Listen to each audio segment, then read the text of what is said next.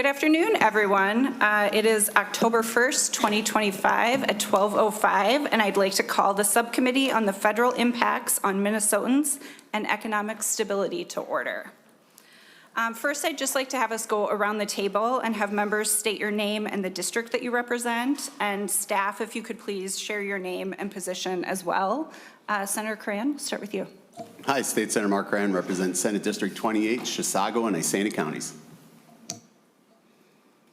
Senator Aaron May Quaid, I represent Senate District 56, which is Apple Valley, Rosemount, and a tiny portion of Egan. Good afternoon. Paul Etke, representing Senate District 5, which is the counties of Becker, Hubbard, Cass, Todd, Wadena, and Morrison. Hi, I'm CJ Larson, Committee Legislative Assistant. Hello, I'm Rachel Carlson, Committee Administrator. Chair Lindsay Port, District 55, Burnsville and Savage. Allie Hoffman-Litchie with Senate Council. My name is Dennis Vessel, and I am the fiscal analyst in the Senate for the Health and Human Services Committee.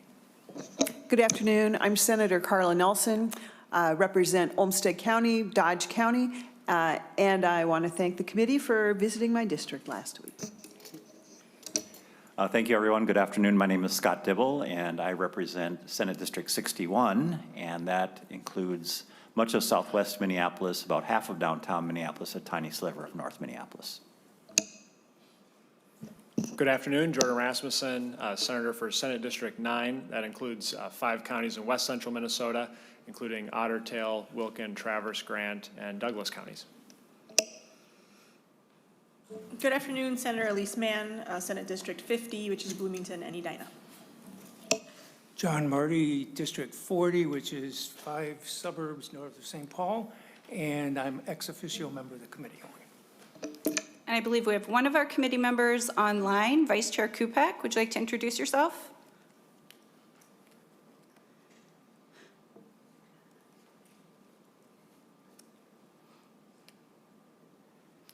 I don't think our tech is working right now. Vice Chair, we will come back to you once we can figure out how to hear you. Thank you so much, everyone, for joining us today. We have members on this committee from across the state, from rural, suburban, and urban districts, and all kinds of professional backgrounds. I'm looking forward to the discussions we'll have and the insights that each of us can bring to this committee. Before our first formal hearing today, I want to note that the subcommittee is the first of its kind.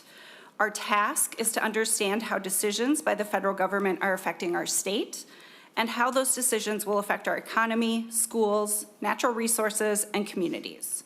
Our goal is to share accurate, up-to-date information from community members and experts across the state that will help form and guide our work as legislators. We have a duty to maintain, improve, and protect programs and institutions our constituents rely on for income, education, food, and healthcare.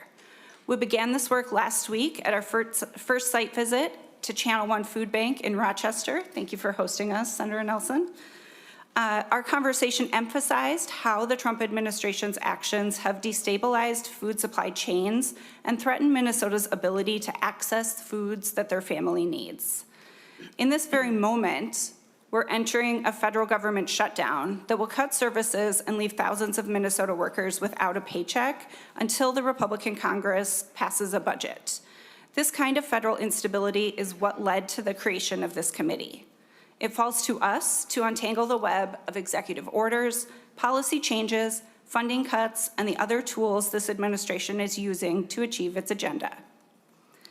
In today's hearing, we will take a closer look at the hunger in our state, the role of food shelves and SNAP, and how decisions at the federal level flow downstream to our grocery stores and food shelves. Before we get started, just a few housekeeping items. Please reference your packet materials as we go through the agenda.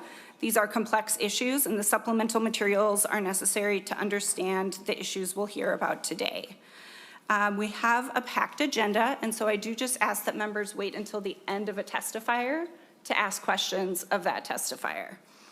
And now I will turn to our first testifiers and have you all introduce yourselves and begin your presentation.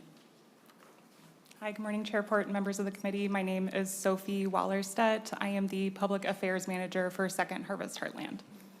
And I'm Karen Spitzfadden. I'm the Director of Consumer Insights at Second Harvest Heartland. Hello, Robin Manthe, and I'm the Director of Neighbor Services at Second Harvest Heartland, which includes our SNAP outreach. Thank you so much for joining us today. Please begin your presentation. Thank you so much for having us today. Just a couple of things. So Second Harvest Heartland, we're the largest food bank in Minnesota and officially the second largest in the country. We cover 41 counties in Minnesota and have over 1,500 programs that we support. Our presentation today is two parts. Mainly, it's a presentation on our food insecurity survey, and then we also have a very brief overview of HR 1, which passed in July, just to have a ground point for the rest of the hearing. Thank you. All right. Thanks again for having us here this morning, or I guess it's afternoon now. By now, you've probably heard that the USDA announced that it will stop collecting the food insecurity data about that it has been for many years. We've used that data to inform a lot of our work, and so we will certainly feel the impacts of that, but we are lucky in Minnesota to have an alternate measure of food insecurity and hunger, and that's what I want to make sure we all talk about today and understand how we can continue to leverage that data over the next few years to really get an accurate picture of what's happening in our state. So last year, we developed the food security scale. So our intent in creating this measure was to better understand how Minnesotans are meeting their food needs. Typically, when we talk about hunger and food insecurity, we talk about whether someone has enough food. We don't often talk about how they're getting that food. And what that means is that we don't really have an accurate understanding of how many, or we didn't before, have an understanding of how many Minnesotans are relying on the hunger relief network in our state to really make sure that they get by, whether it's food shelves or SNAP. We have a sense of how many people are visiting food shelves. We have a sense of how many people are on SNAP. We've had that for a long time. What we've been missing is how many people who say they have enough food, so we would consider them to not be experiencing hunger. We haven't understood how many of those people are that way because of the work of our network. So the new, our new framework for understanding this, which is what I want to talk about, does a better job of capturing both whether people have enough food and how they're getting that food, which again helps us to understand the role of food shelves and SNAP and WIC, other programs. So what I have up here on the screen right now is our food security scale. It includes four, we're calling them stops, because we do think hunger is a continuum and people move among these stops. And I want to describe what these stops are, and then I'll tell you how many people in Minnesota are in each of the stops. So in the first, on the far left, you can see the empty grocery bag. Those people both don't have enough food. They said in the past year they didn't have enough food for their families, for their households, and they weren't accessing any help. So no visits to food shelves, no federal supports, no food-specific assistance. In the second stop, number 2, you can see the grocery bag is kind of half full. Those households also said they didn't have enough food, so a typical measure would say that they were experiencing hunger. But we do also know that they were accessing some amount of food-specific assistance. What that means, obviously, is that it wasn't enough to meet all of their needs, but they sort of are accessing the network in some way. In the third stop, which is the shaded grocery bag, those people say that they have enough food. So we wouldn't, by any definition, I think, say that they're experiencing hunger. They have enough food for their household. But we know that the people in that stop have enough food they're getting by because of the work of the many food shelves in our state and the support of SNAP and WIC and other programs. And then the fourth stop is really what we refer to as true food security and what we want for all Minnesotans, the ability to have enough food and to be able to get that without any assistance. So we developed this scale, and we're using it to better understand the picture of hunger and food insecurity in Minnesota. We worked with Wilder Research to do a statewide representative survey of all the households in the state. We had 15% response rate to our survey. This is representative of about over 3,000 households. It's weighted, so can answer any of your statistical questions if we need to get into that, but we feel very confident that these numbers were accurate as of about a year ago. So I'll go through the numbers again. So that's 2% of our state is experiencing hunger. They did not have enough food sometime in the last year, and they also didn't access any help. In the second stop, about 5% of the households in our state are experiencing hunger and did access some help. So we're doing some good work there, but we still have some, maybe it's access issues. We have more work to do there. And then the most jarring number, I think, on the slide is 13% in stop 3. So the households in that stop, so 13% of our state, have enough food. So by typical measures, we might say, yeah, they're not experiencing hunger. They told us they have enough food. But what's really important from our perspective is that those people are only getting by because of the work that the Hunger Relief Network and SNAP and lots of other hunger-related programs are doing to ensure that those people have enough food. And then 81% are in stop 4. You'll notice they don't all add up to 100. It's because of rounding. I can give you the other numbers if we need to. But roughly the way we're thinking about it is 1 in 5 Minnesotans, 1 in 5 Minnesota households are food insecure. And by that we mean do not have enough food without the help of the network. I think one last note, people always ask, in that stop 3, we've got 13% of households. You might say like, okay, fine, maybe they just are going to a food shelf once because they had a minor blip. 67% of the households in that stop told us that they were visiting a food shelf at least once a month, many more.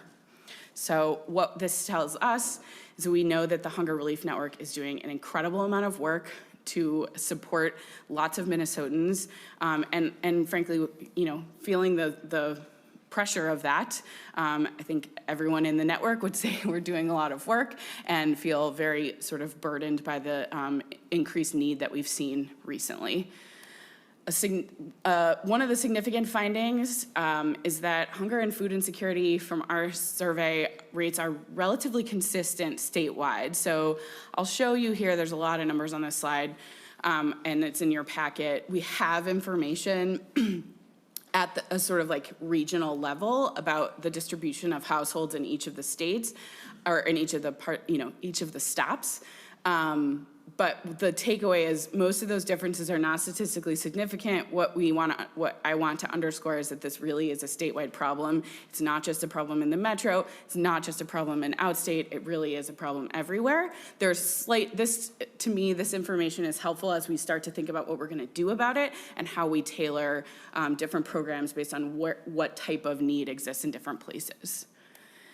I think we are talking a lot about the impact of cuts federally and how that impacts Minnesotans. What we know from our work here is that the households that are in stops 2 and 3, so again, those are the households that are getting support from either food shelves or SNAP, or those are largely the biggest ones, but there are others. What you have on the slide here is the breakdown of what type of support those households are receiving. So you can do the math there, right? About 42% of those households, again, those are the ones receiving support, 42% are on SNAP.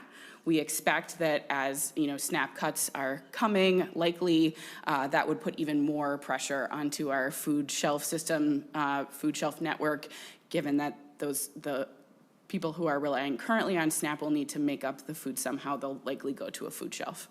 Robin, do you want to say? Yeah, what we know about these 4 stops is it's not a straight path. People don't always go direct one-to-one. Sometimes they go backwards, and we anticipate, given the current economy, that we will feel even more pressure. We know back when we did this survey, in the past, 20% of people who were in stop 4 feared they would not remain there in the coming year, and that was late last summer, fall, when this survey was done. So we anticipate in the next survey that will come out that number will increase, as well as potential increases in boxes 2 and 3 of people who are, or 1 and 2 who are not having enough food to access. So with the cuts in HR 1 that will both impact SNAP access in Minnesota, more individuals will be finding themselves in boxes 1 and 2, or stops 1 and 2, where they do not have enough access. And this is coming on top of a food system, emergency food system that has grown and stretched in recent years to be at a place where we are now supporting 18% of households in Minnesota on a regular basis, and that's not a sustainable trajectory to continue to increase to meet the need of those who will no longer have access to SNAP. The last thing I'll say about this is, so as Robin mentioned, this is data from the survey that we fielded late last summer and released results last fall. We have plans to continue this survey annually because we think it's important, especially in light of what the USDA has announced about their research, to continue to have good data here for our state. So we're wrapping up the second of the annual surveys right now, still in partnership with Wilder. So in the next couple of months, we'll have year-over-year data, which will help us understand what has changed. Again, we're surveying, again, in the summer, so we know that a lot of the cuts haven't happened. So I think that what we will see with the next survey results is kind of a little bit of an understanding of how things have shifted with the shift in our in the economy, right? As we've seen job data, we've seen even continued increases in grocery prices. We will see the impact of those in this survey. And then hopefully next year when we do the third one, that's not hopefully, but we expect to see more of the impact of cuts to federal programs that we think will be happening just in terms of the timing. So we think this data will continue to help us determine what actions we collectively should take to address hunger and food insecurity in Minnesota. I do think having this different type of data helps us understand where we need to work. Do we need to continue to feed the people we are? Do we need to expand to people who don't have access? And as Robin mentioned, 20% of the people who were food secure last year told us that they did not feel confident that they would continue to be food secure. So we do expect the 1 in 5 number to get even more severe as we get more data. So I think that's what I have for this section. Thank you for your time. Thanks. And I do know we're close on time, so would you like us to continue or do you want us to stop there? Let's go ahead and move forward. Okay, great. So I'll just really quick share a little bit more on the impact of HR 1, the One Big Beautiful Bill Act, OBBBA, OB3 on food insecure Minnesotans. So super quickly, I'll go through some of the major changes that are coming up. So you'll hear a lot from counties during this hearing, but the administrative cost share between the federal government and states is changing. It used to be 50-50. Now it will be 75 on the state and counties to administer the SNAP program and 25% on the government. This will be also the very first time in the 50 years of the SNAP program that the federal government will no longer be paying for 100% of benefits. So starting October 1st, 2027, so exactly 2 years from now, states will be required to pay a portion of benefits as it relates to their payment error rate. There are also expanded work requirements and eligibility changes, which we understand are going to impact about 30,000 to 40,000 Minnesotans who will now be required to report their work hours. And then lastly, there have been some changes in the Thrifty Food Plan, which means essentially that SNAP benefits are not going to be increasing at the rate of inflation and at the rate that they were expecting to increase. So when we'll see down the road that people will have less benefits and as the price of food increases, be able to afford less food.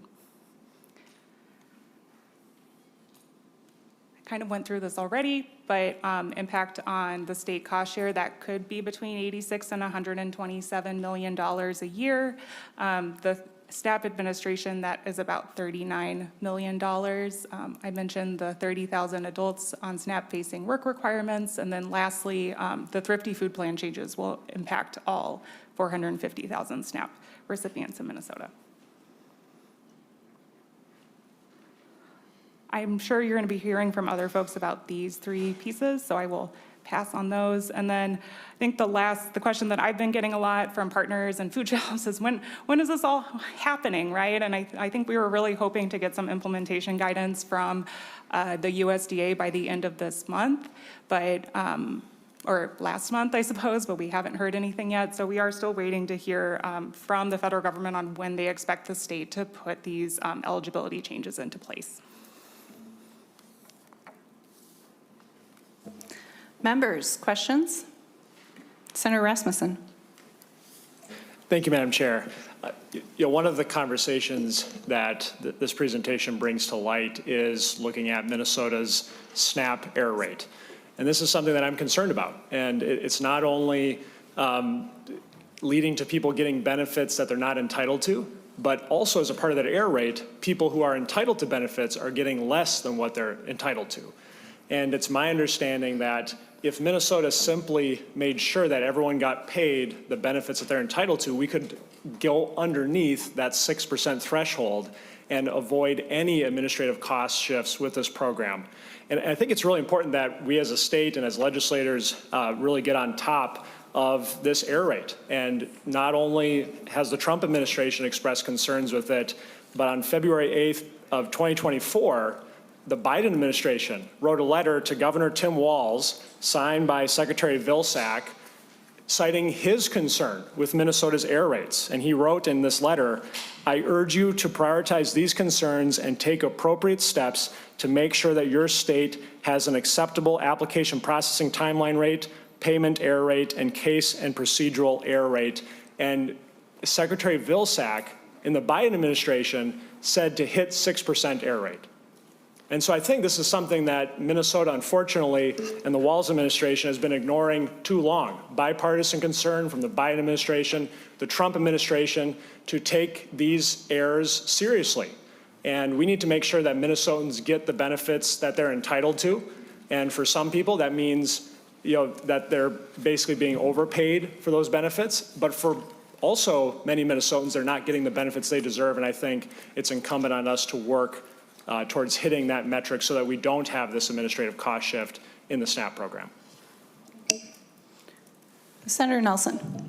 Thank you, Madam Chair. My comments were very similar about the error rate, which can harms Minnesotans. So I have a question for the testifiers. Do you believe that we can? Well, I would say should first. I think we all would agree that we should get that error rate at 6% or less. But I want to ask you if you believe that is possible and what might be needed to do that. Ms. Manthe? Sure. So two parts. The first is the error rate will impact the cost shift of the benefits that go to individuals. The administrative benefit is not tied to the error rate. So that is shifting from 50 to 75%. And that is part of what pays for folks like our outreach, which is SNAP outreach that helps with application assistance. And we know that applications that have been assisted are more likely to be accurate and move through the system smoothly. So that is one place where one of the factors that can help, we consider ourselves partners in accuracy. We want an approval-ready application is actually being cut. So that's one concern that would come and going the other way towards accuracy. Because we all want accuracy for our neighbors. In terms of ability to meet, I'm probably best positioned for that question to be answered by the state. I'm optimistic. I think we as partners in accuracy, as SNAP Outreach, will seek to do everything we can to have the most accurate applications. And I will say one of the difficult things about this timeline is that while the state will need to pay a portion of benefits starting in 2 years, the payment error rate that will determine that starts getting calculated today.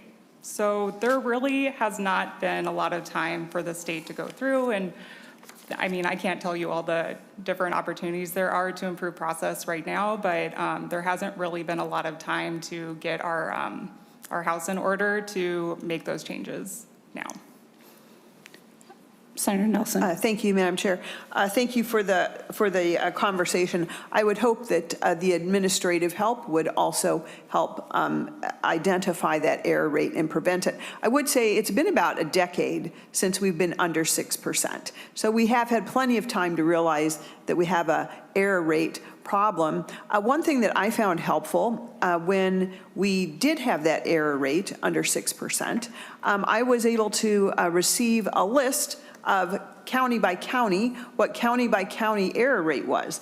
I remember celebrating that Olmsted County had a 0% error rate. I think that's something that will be helpful also. In smaller things, we might call it peer pressure, but I think it's important that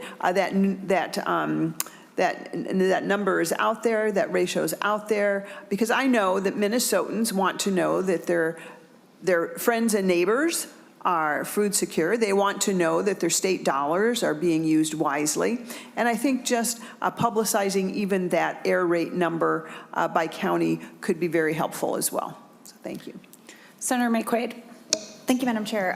I have a few questions about specifics that I feel like I've heard about, but I can't find them, and so I'm hoping you can help me. The first is on the error rate. Is it true that if our error rate was above 13.3%, we would also be exempted from paying for those error rates, for those benefit costs? Ms. Manthe? This is a pop quiz on error rates right now. I believe that was part of a temporary exception made for some states that had recent challenges with error rates. For example, Alaska is my best of my understanding on that.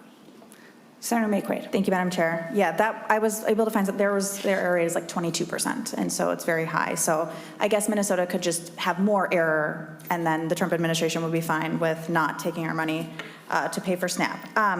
The second one I would have about the work requirements, if you can go back to that slide.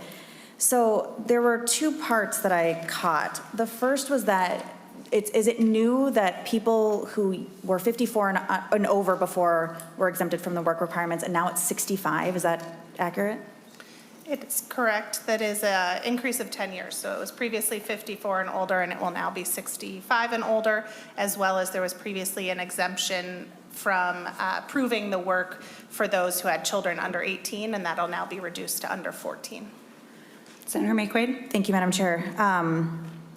That's okay. That's terrifying. And then were veterans also exempted, or they were previously exempted from the work requirements and now they're not exempted? Is that also the case? Ms. Manthe or Ms. Wellerstedt? Yes, that's correct. So there were exemptions for veterans, for homeless people, and then also for youth who are aging out of the foster care system. So those exemptions from reporting their work hours will be removed.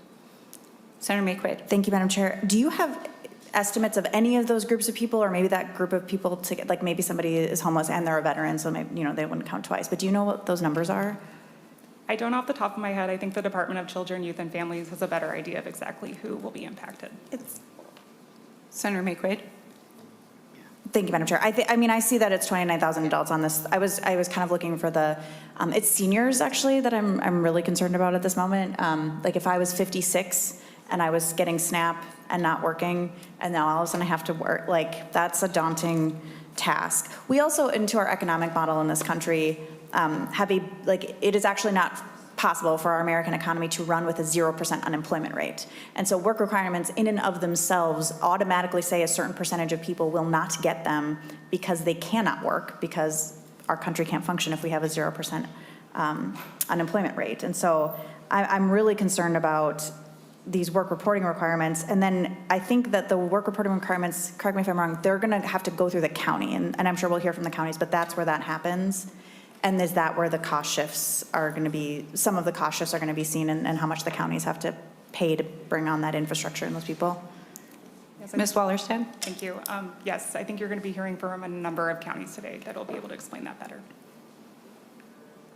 Senator McQuaid? Thank you, Madam Chair. I appreciate all this information. This is such a complex thing, and Minnesota hasn't been this involved in SNAP in the past, and so I appreciate you kind of laying this out, but I think the picture is scary, and I don't know if it's going to get less scary as we go on.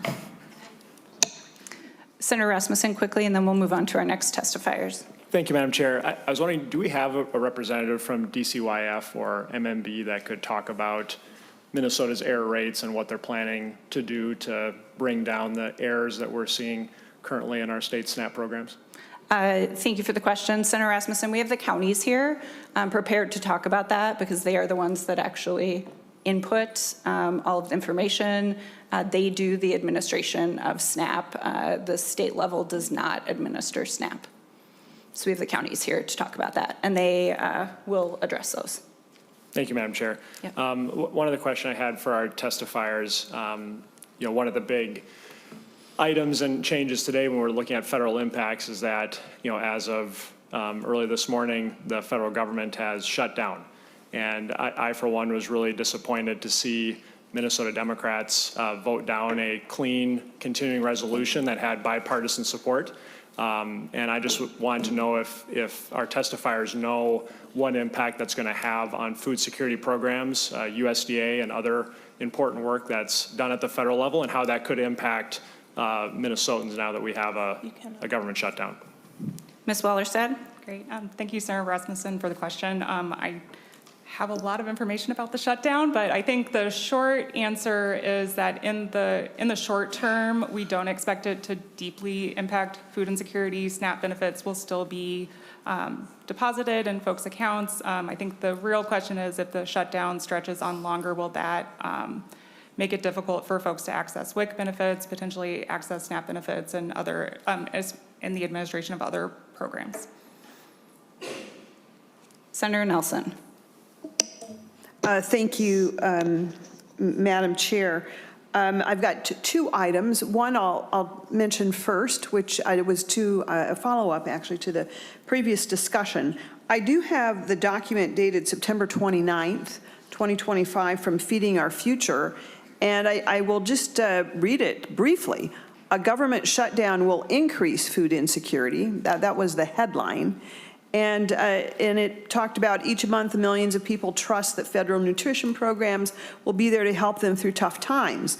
A government shutdown threatens benefits in these programs and harms individuals and families experiencing food insecurity. And then additionally, the shutdown could have devastating impact on civilians, military, federal employees, contractors, food banks. So I am concerned that the shutdown is impacting food insecurity.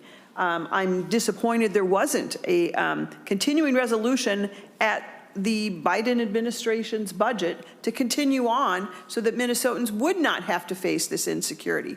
So I think that is concerning. The second thing I just wanted to mention before we leave this topic is there was a good discussion about, well, what about these work requirements and how is that going to impact Minnesotans? And I just want to make sure that the record is very clear.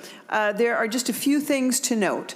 If you're already working at least 30 hours a week, or you're earning wages at least equal to the federal minimum wage by the 30 hours, you're exempt. If you're meeting work requirements for another program, like TANF for unemployment compensation, you are exempt. If you're from the work requirements. If you're taking care of a child under 6 or an incapacitated person, you are exempt from the work requirements. If you're unable to work due to a physical or mental limitation, you are exempt from the work requirements. I stress that because I have had people call me who have been concerned about some of the things that they are hearing about work requirements. I think it's important that we have the facts. Also, if you're unable to work due to a physical or mental limitation, you are exempt. If you're participating regularly in an alcohol or drug treatment program, you are exempt from the work requirements. And if you're studying in school or a training program at least half-time, you are not subject to those work requirements. So I think it's important that we not unnecessarily have Minnesotans concerned and it's important that they know what those exemptions are. But with that being said, I am highly concerned that the government shutdown without that continuing resolution at the current budget, federal budget, I think will increase food insecurity. So I appreciate you being here today. Senator Mann, quickly, and then we will move on to the next testifiers. Thank you, Madam Chair.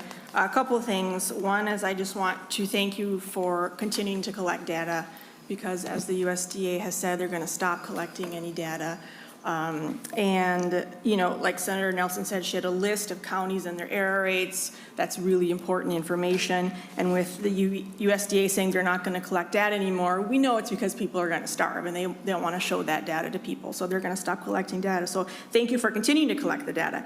I also have a concern about the work requirements. I can tell you, I can name 10 people off the top of my head that I've seen in the last 2 months that will starve because they will not be able to work, including the 24-year-old I saw 2 days ago with schizophrenia, and the 57-year-old I saw with a spinal cord tethered 2 months ago also. So again, the work requirements have shown over and over again, whether it's Medicaid, whether it's SNAP, whatever benefit it is, work requirements hurt people. And this has been shown in data over and over again. And it doesn't matter how much ideology you pump into it, it's still going to hurt people. And lastly, I'm also very concerned about the government shutdown because it is a shame that a Congress controlled by Republicans and a Senate controlled by Republicans and a White House controlled by Republicans could not govern and keep the government open. And it wasn't because Democrats didn't vote for a clean, continuous resolution. It was because we didn't want 100,000 Minnesotans to lose their health care and another 20,000 to get completely priced out of health care, and 20 million Americans to get kicked off of Medicaid. So again, a shame that a completely Republican-controlled government, every branch of government controlled by Republicans, could not govern, could not compromise, and could not keep the government open. This was going to hurt a lot of people. Thank you, Madam Chair. I want to thank you all from Second Harvest for coming in. I'm certain that we will have follow-up questions for you, but appreciate everything you've shared. We'll hear next about our state's increasing reliance on food shelves, so will our testifiers from the food group, prison, and community pathways please come up.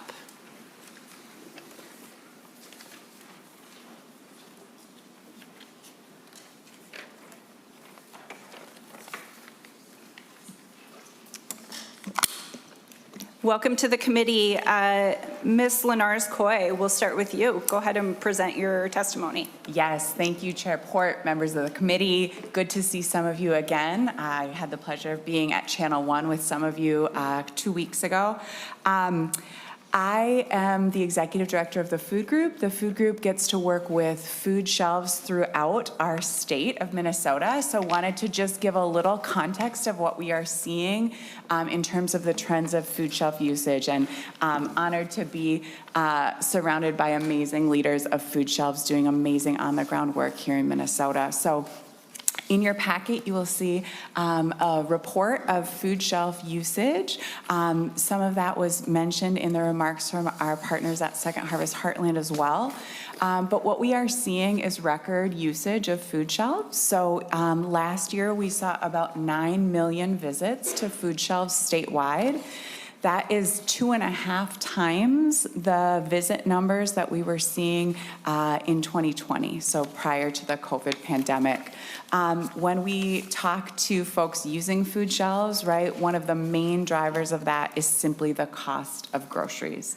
As we all know who grocery shop, right, it is so easy to get sticker shock. And especially when we're trying to prioritize, you know, healthy foods, fresh fruits and vegetables, those things have just gotten so much more expensive, and certainly grocery prices have outpaced most people's ability to afford things. I think another piece that we hear a lot from people that can be hard to remember, I think especially if you're not on a super tight monthly budget, but food often is the one piece people can flex, right? What your rent or housing cost is, what your healthcare costs are, what transportation costs, those are pretty fixed things.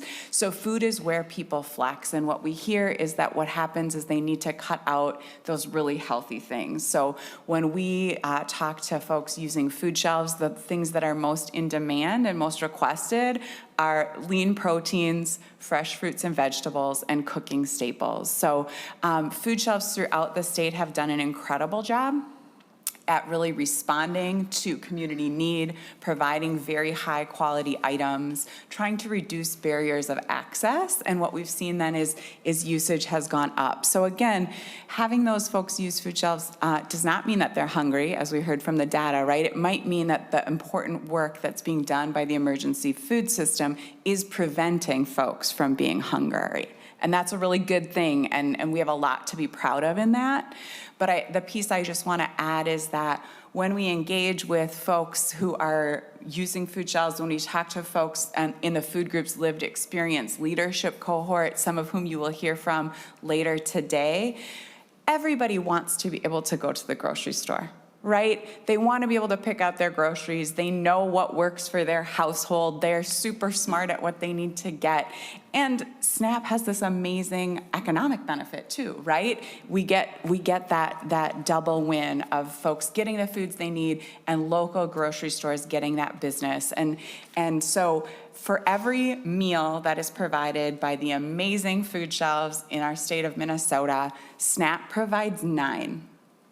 And so as we are talking about changes to SNAP, and I know there's a lot of different ways to frame those changes, but what we know is that having less administrative funding going to counties and having new work requirements will make the program more complicated, will lead to higher error rates likely, and will lead to less people being able to get that one-on-one support they need from counties. And again, we'll let the county experts talk more about that. But I think the challenge and our perspective as leaders in the emergency food system is that the system really is at capacity.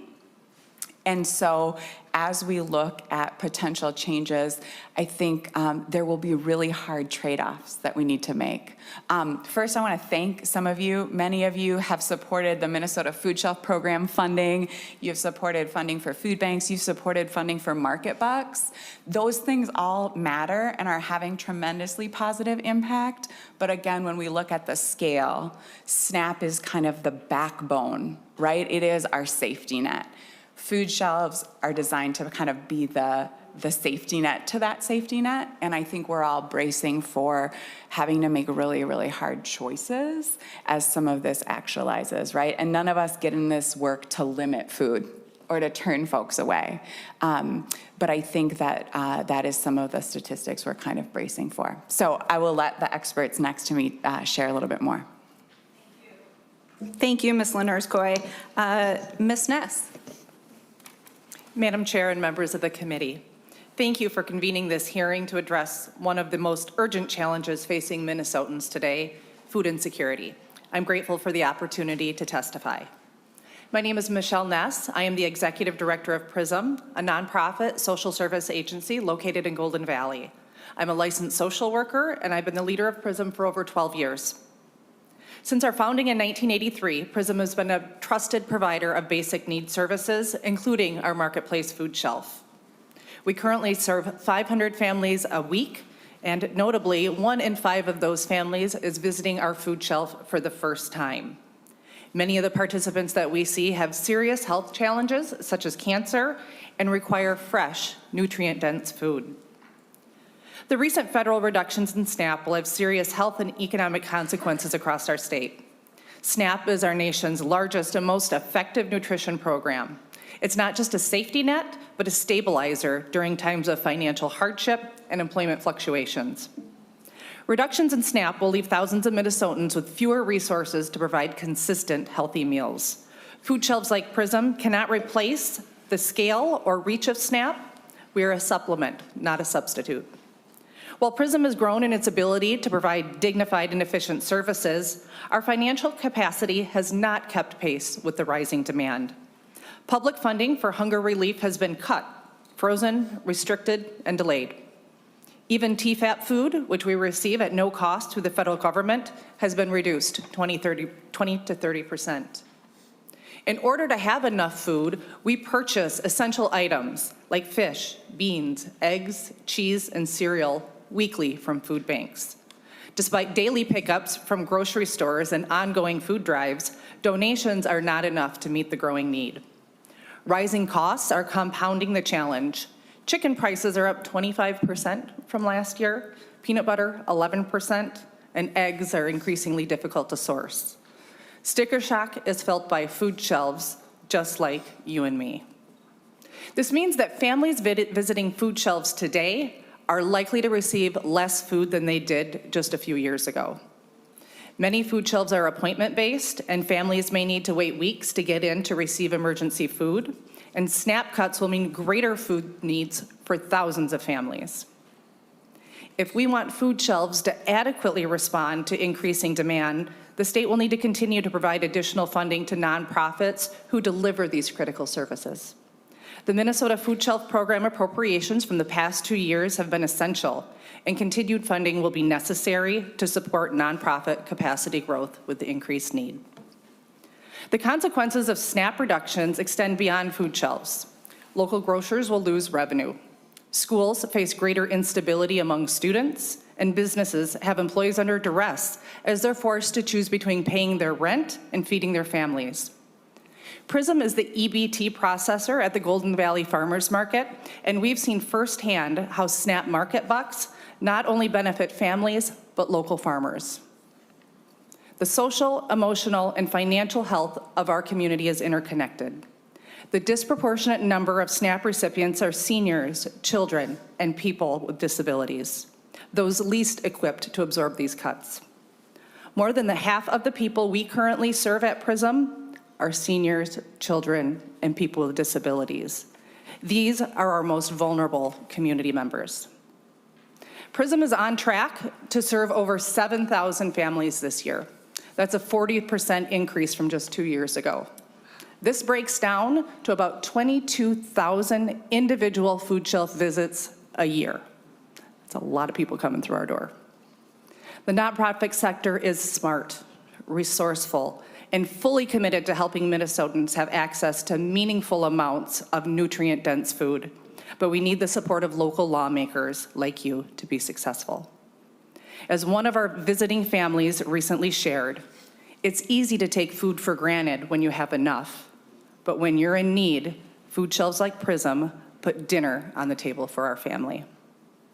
Madam Chair, thank you again for the opportunity to share the experiences of our suburban food shelf. I urge you to consider the real and lasting impact of SNAP reductions and to support policies and funding that protect our most vulnerable neighbors. Thank you. Thank you, Ms. Ness. Mr. Corbel. Yeah, Madam Chair, thank you. Thanks for putting this committee together. I loved what you said at the beginning, that it's sort of a one-of-a-kind opportunity to get voices and real-life color into what we're seeing. So I'm going to give you some data from Community Pathways. I'm Dom Corbel, Executive Director. Community Pathways is located in the great city of Owatonna. It's worth the extra mile. Drive on down and see us. You've heard a lot of the high-level data. Let me give you some specifics that we're seeing, starting with the visits.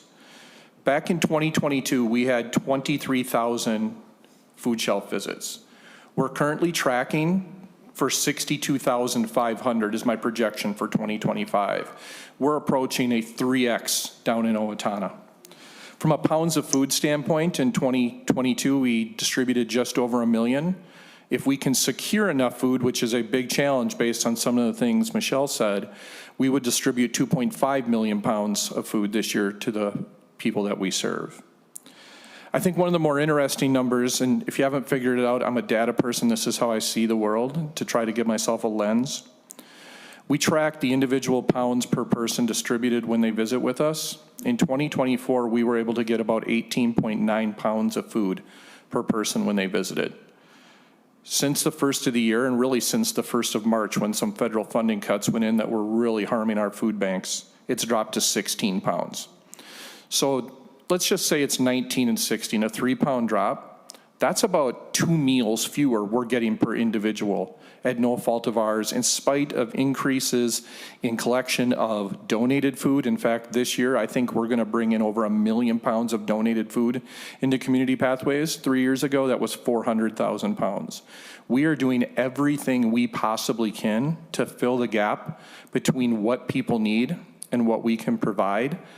And we continue to see these policies change that make it even more difficult. We will serve 4,300 families at least one time in 2024. We're currently on pace to serve 5,200 families this year in 2025. But here's a really important piece of data, and I'm so glad that the group before us talked about the 4 stops on the continuum of hunger. For the first time, and I've been in this role for 4 years, for the first time, we are seeing an incredible number of people who did not need our help in 2024 return to us in 2025. In fact, we're predicting somewhere between 550 and 700 families who did not need our help last year, but had been with us in the past, are returning. So that is a kind of a spotlight on what's to come for us. If you take away the SNAP benefit and take away eligibility for people, more people, if you think about those 4 stops, we have people shifting from stop 4, where they're completely food secure, to stop 3, where they need help but didn't need help, or from stop 3 to stop 2, where they don't have enough. Like, it's happening in real time within the data that I have in front of me, right down in Owatonna. And I'll close, just to be real brief, one story about the impact of SNAP and how it can help someone and what's at risk. One of our shoppers has been with us for about 4 years. 4 years ago, at that time her kids were 12 and 14, she decided to quit working, go back to school, and leverage the safety net that's there to help change her life. She is now months away. In December, she will graduate with a degree in accounting. She has a job offer in place because of an internship. She used the SNAP program, the food shelf, and every other resource that's there to support people to change their lives, and it's about to work. I spoke with her last week saying that, tell me about the SNAP, because we're hearing a lot about it. And she said it very clearly. Without these programs, I never get out of where I'm at. SNAP is one of the tools we have to push people to prosperity, away from stability into mobility and prosperity. So thanks for hearing us out. Thanks for hearing the stories we have to say. This stuff matters.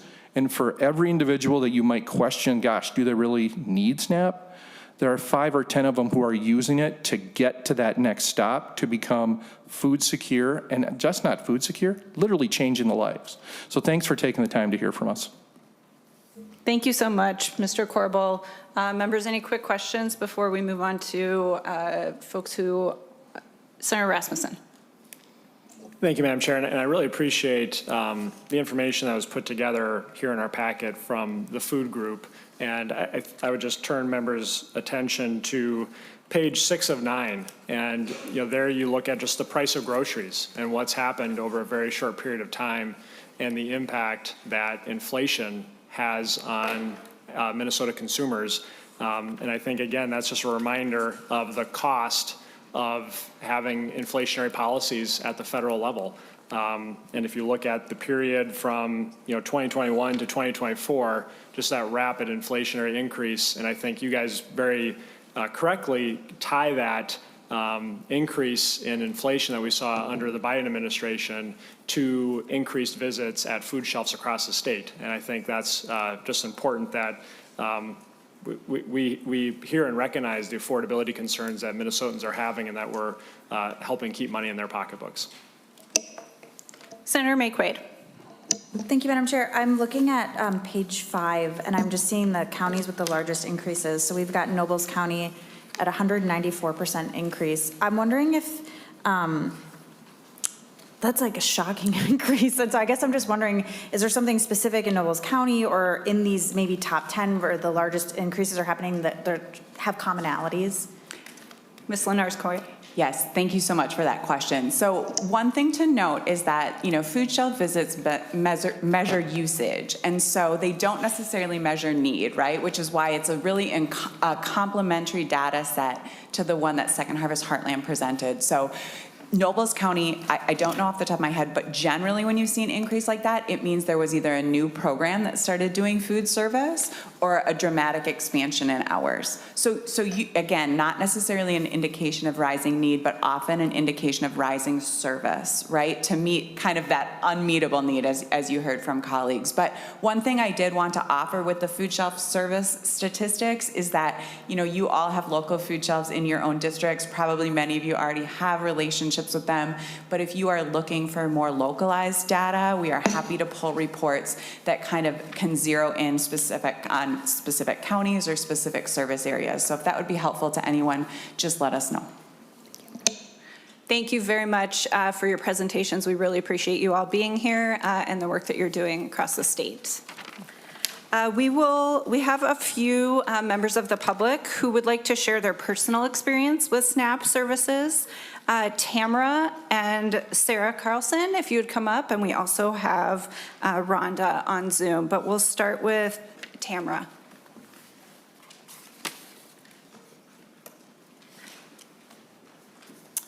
Good afternoon, Chair and members of the committee. My name is Tamara, and I'm a single mom of 2 in Blaine and a current SNAP recipient. SNAP is especially important for my family because of the health concerns that require special diets. The grocery costs are going up, and the support is even more critical. 2/3 of my family have type 1 diabetes and type 2 diabetes, which require us to have a high-protein diet and lots of fresh fruits and vegetables, and to keep our blood sugars balanced. Also, we have celiac disease in our home. Celiac disease is an allergy to gluten, and gluten-free foods cost 3 to 4 times the amount of organic foods, so food is our medicine. I recently lost my job and am very concerned about the 20-hour-a-week work requirement. Meaning that we risk losing our food support while we already are struggling. My top priority is caring for my family, which limits my schedule and how many hours I can work.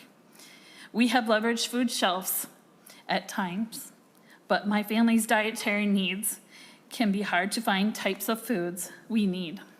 SNAP allows me to buy the gluten-free and healthy foods that my family needs.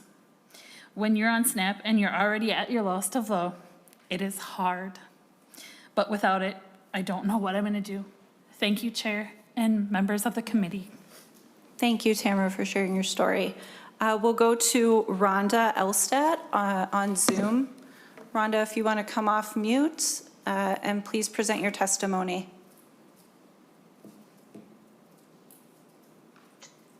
Hello? We can hear you, thank you. Hello. Good afternoon, Madam Chair and committee members. My name is Rhonda Elstead. I am 65 years old, and I've lived in Duluth my entire life. I am on disability, and I receive SNAP benefits. Because I have a fixed income, I depend on these benefits for my living expenses. My SNAP is all I have to purchase food on my own. With the continued rising prices and the random food shortages, that puts a strain on any food I can afford to buy. I already do without the fresh vegetables and fruits, and I depend on my food shelves for that. If something is too expensive on my grocery list, I just do without. I cannot afford any cuts to what I receive in SNAP. If these changes had happened last year, it would have required me to find employment for 20 hours a week, if not for my disability. Who is going to hire someone with mobility issues, with major mobility issues? I already worry that this is going to hit many seniors that I know hard. We already struggle with so many limitations, and not everyone will be able to work or manage all the paperwork and technology. Our local food shelves are experiencing fewer donations from the grocery stores. The lines are long. People wait 1 to 3 hours for food. These people are seniors, people in wheelchairs, people with their children. There are an alarming number of young adults who are working, and they have to go to food shelves because they cannot afford to go to the grocery store. And with that, I want to tell you that none of us can afford any of these restrictions to the food shelves, and we can't afford any restrictions to SNAP. All that gives us is food security. We don't need any more restrictions and cuts. And I want to thank you for your time. Thank you so much, Ms. Elstad. Ms. Carlson. Hi, everyone. Thanks for being here. My name is Sarah Carlson. I am a mother of 4 children. 3 are currently adults, and I have a daughter that's 15 now, living at home. I have lived in Rochester, which is in southeast Minnesota, the majority of my life, raised my children there. A little under 2 decades ago, I experienced a time in my life when I went from being at a stay-at-home mom where my husband was working to a traumatic event where I was a single mom.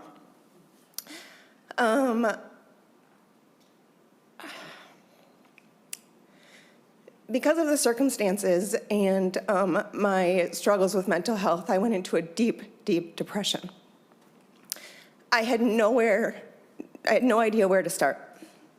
I had never been in the system before, didn't want to be in the system, and felt extreme shame that I was not able to provide for my children. I reached out to every possible resource that I could because my children are the most important thing in my life, as I assume most people, that is true for most people. I don't know if any of you have ever filled out an application for assistance, or if you've ever even looked at the application and read through it. But let me tell you, it's not pretty. The last time I printed it a few years ago to show it to another one of your colleagues, it was 12 pages long. There are questions in there that are not clear. I speak to the county workers that are processing these applications, and there are errors after errors because these applications are not clear. Our workers are overworked, and now we're wanting to add additional things that they need to track, whether it's work requirements or whatever else is trying to be added on to this. They're overworked. When I'm talking to them, communication is not coming through clearly from DHS. It's impossible for us to help these people, the people like me, who need the help, because we are processing applications. We are not helping people. I was fortunate enough to work my ass off, excuse my French, to get out of the system, but it is extremely difficult. I have now spent the last 5 or so years volunteering my time on the board of directors for Channel One, and I see directly the impact that our food shelves have on our communities. People are relying on us for food. People are relying on us to be able to go home and have a meal on the table for their children. I spend a lot of time in Winona, which is even further southeast Minnesota, and I see the lines outside of that food shelf. And I take the time and I go talk to these people. I don't understand. Why do we have lines down the block for people to get access to healthy food? It doesn't make sense. And what I hear is there's not enough food at the food shelf. So people have to get there early to make sure that they have the food that they need to feed their family.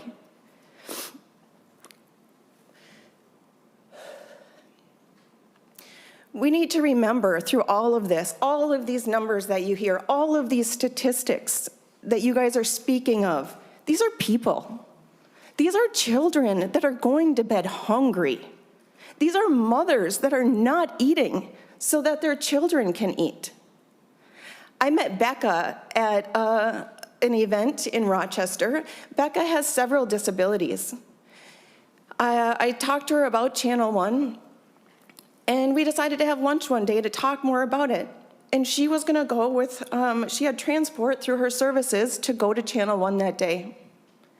Well, during our lunch, she received a call that her transport wasn't available and they were short-staffed because of funding issues. So I took Becca there. She was so grateful, and her comment was, now I can afford my over-the-counter drugs that I can only afford during my tax time when she gets her rebates. So when we think about not passing something that's going to affect people's medical care so that people can be fed, that's not a solution. People need medical and food. It's a basic need for people. We think about mental health in our community. Brains do not function if they're malnourished, whether it's a child or an adult. We need healthy food in our communities, and we're relying on you guys to work together, to speak to each other, to hear the people, and stop pointing fingers. Thank you, Ms. Carlson. Members, we're going to let these members of the public's testimony speak for itself, but I will point out to Ms. Carlson's point, there is a copy of the application in your packets. It's currently 10 pages, but there are a number of questions that I wouldn't know how to answer. They're confusing, difficult to figure out what they're actually asking. So appreciate you sharing your real life experience with us. We thank you very much for your time today. Thank you. One of the most direct impacts that federal cuts on SNAP funding will be seen in our county's administration of the program. Next, we will have our county representatives here to hear about those aspects of the program. I think we're getting another chair so that you can all four come up at the same time. Julie Ring from the Association of Minnesota Counties, Steve Schmidt from Meeker County, Lori Halverson from Dakota County, and Barb Dahl from Scott County. Want to thank you all very much for joining us.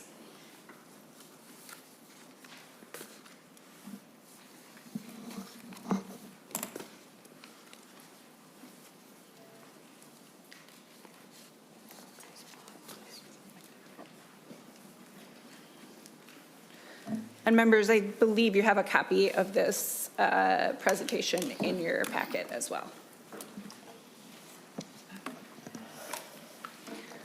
Good afternoon, Chair Port, members Welcome of the to the committee. My name is Julie Ring. I'm the Executive Director of the Association of Minnesota Counties. Many of you know my colleague, Matt Hilgard, who works in government relations, who asked me 5 times if I was confident running the PowerPoint. So you'll be the judge of that. And I see the screen is a little bit off, but if you have a copy of it, hopefully you can see the content. So today I'm going to provide a very brief overview of the impacts counties are facing with the changes in the federal SNAP law. And then I have colleagues from counties who are going to share some examples and a little more context. And I think we'll be able to answer some of the questions that have been raised throughout the hearing already. So I'll dive in with an overview and then we'll go from there. So as I said, counties are responsible for as many have said, counties are responsible for the administration of the SNAP program in Minnesota.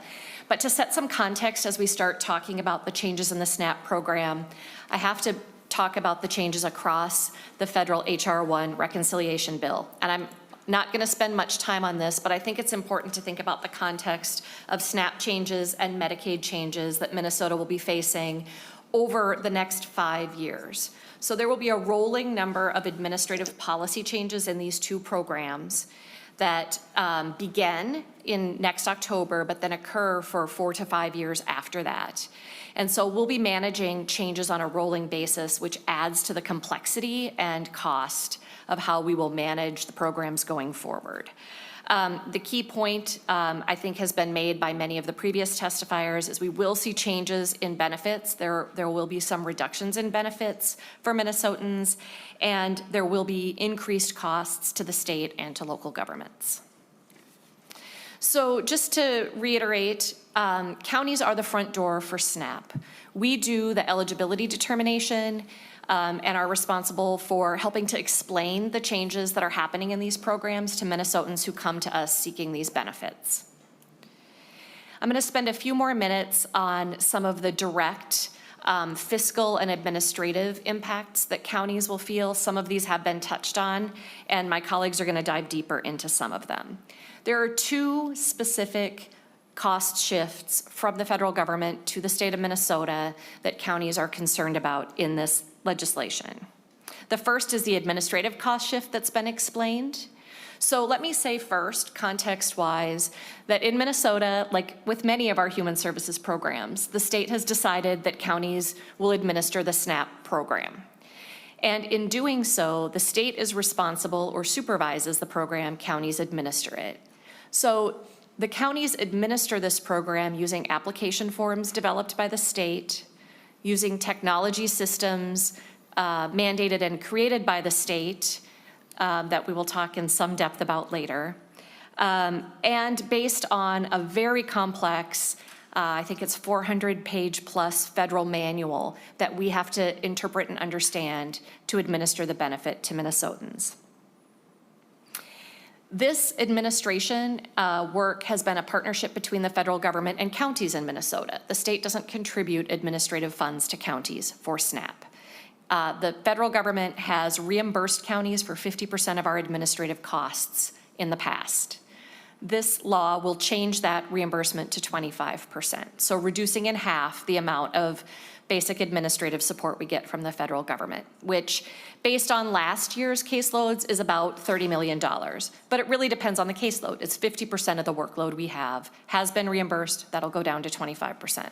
That's a direct financial cut to the county budget for doing the work that we're required to do by the state. The second cost shift from the federal government is the benefit cost shift that you dove into a bit, and we will dive into a bit. This benefit cost shift is the first time the federal government has asked states to contribute to the cost of the benefits, and it is based on what they call an error rate. It's a sliding scale based on the percentage of errors, and as has been mentioned, if you have 0% errors, there is no cost share. It goes up to a 10% cost share based on higher error rates. In Minnesota, that cost shift would equal $86 million a year based on the current caseloads. I have to say, and my colleagues will say more about this, that from my perspective, the concept of error rate or the term error rate is something of a misnomer. I don't think error is quite the right word. It makes it sound like county workers are making mistakes and not doing their work accurately. And as a result, people are receiving over or under payments. Like with all things in human services, it's a lot more complicated than that. Error rates, as we will tell you, are often based on client errors that we are unaware of. And as you heard from one person who's experienced the program, the forms they have to fill out are very complicated and errors happen. And we do our best to uncover them and rectify them as soon as we learn of them. The second thing that we're going to talk more with you about today that is a concern related to error rates is the 30-year-old technology system that our workers have to use to process these eligibility requests. And I'll get into that in more depth. But there are a lot of contributing factors to inaccuracies in the determination of eligibility. So those are the two financial cost shifts that the state is facing from the federal government. The third shift is related to workload and just the administrative burden and complexity that will increase as we change the requirements of who is eligible and how they're eligible and what those requirements look like. Again, we'll talk about how complex this is and the technology system we use. But I will say that at the same time that we're reducing the reimbursement for that work, we're going to increase the amount and complexity of that work, which will have an impact on county budgets. Early this summer, some of you may have seen this, you have a fact sheet that demonstrates this. Early this summer, when the bill was passed, we did some very rough calculations to try to understand the potential impact to counties if the state chooses to pass along these federal shifts to county governments. And so we took a representative month and a caseload for a number of, well, we did it for all counties. I've got a few on this sheet, but we have it for all counties. And based on their caseload, what the reduction in benefit would cost, the administrative benefit would cost, what the potential increase in benefit share would cost based on the error rate, compared that to the county's property tax levy, did a calculation, and roughly came up with what this particular change would cost county property taxpayers. So you will see a range of percentages of impact on county property taxes from the reductions and the increased workload. So as I come to a close, I want to note, I think many of you have heard this, we like to be unique in Minnesota, and we are. Minnesota is one of only 10 states where counties administer the SNAP program. And as a result, we know that this is a partnership we have with the state that we're going to have to determine how to navigate together. One of the biggest challenges we face is the state-run information technology systems that we are mandated to use. The system for SNAP was built in the 90s and has languished since then. I know you have a copy of an op-ed from Jill Burkham, who did what we call a ride-along with a county to look at what that system looks like and what a worker has to do the eligibility determination for an individual.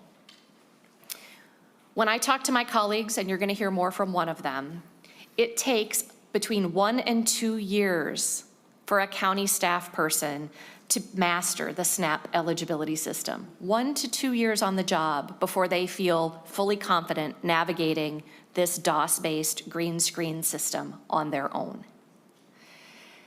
The system today is outdated and doesn't actually include all of the changes that the legislature has made to Minnesota law over the last many years. So county workers are already having to do workarounds and try to manage in a system that is not up to date. These changes will exacerbate that. That results, as you can imagine, in incredible administrative inefficiency, time lost, and I would argue is a big part of the challenge we're facing with our error rate. So what do we need from you? As always, we come to the state asking for partnership. We work together to manage these programs. And we're hoping throughout the next session, we can have a conversation with the legislature and ask that you consider state level appropriations to cover these two direct cost shifts, the administrative cost shift and the benefit cost shift. And perhaps above all else, we need to have a conversation about modernizing our technology systems. We're going to talk a lot about this one example. This is true across all of our human services systems. And so when you hear directly from clients like we just did today about the challenges they have accessing benefits in Minnesota, using technology from the 90s is a huge part of that challenge. And so I would invite the committee to consider coming out for one of your field trips to a county office and experiencing this technology system along with us so that you can have a better understanding of the challenge ahead of us together. And with that, I'll turn it over to my colleagues. Thank you so much, Ms. Ring. And I can attest, I was with my county the other day and it felt like we were about to play Oregon Trail. And instead it took quite a very, very long time to make one change. So appreciate your testimony. We will absolutely be looking at coming out to a county to work through this. But would love to hear directly from the counties now. You can start wherever you want. Commissioner Schmidt. All right, thank you, Chairport, members of the committee. My name is Steve Schmidt. I'm a Meeker County Commissioner. Meeker County is about 75 miles west of here. We're about 100 miles to the Dakotas and about 100 miles of Wisconsin. So we're right in the center of the state. We're a county focused on, centered on agriculture.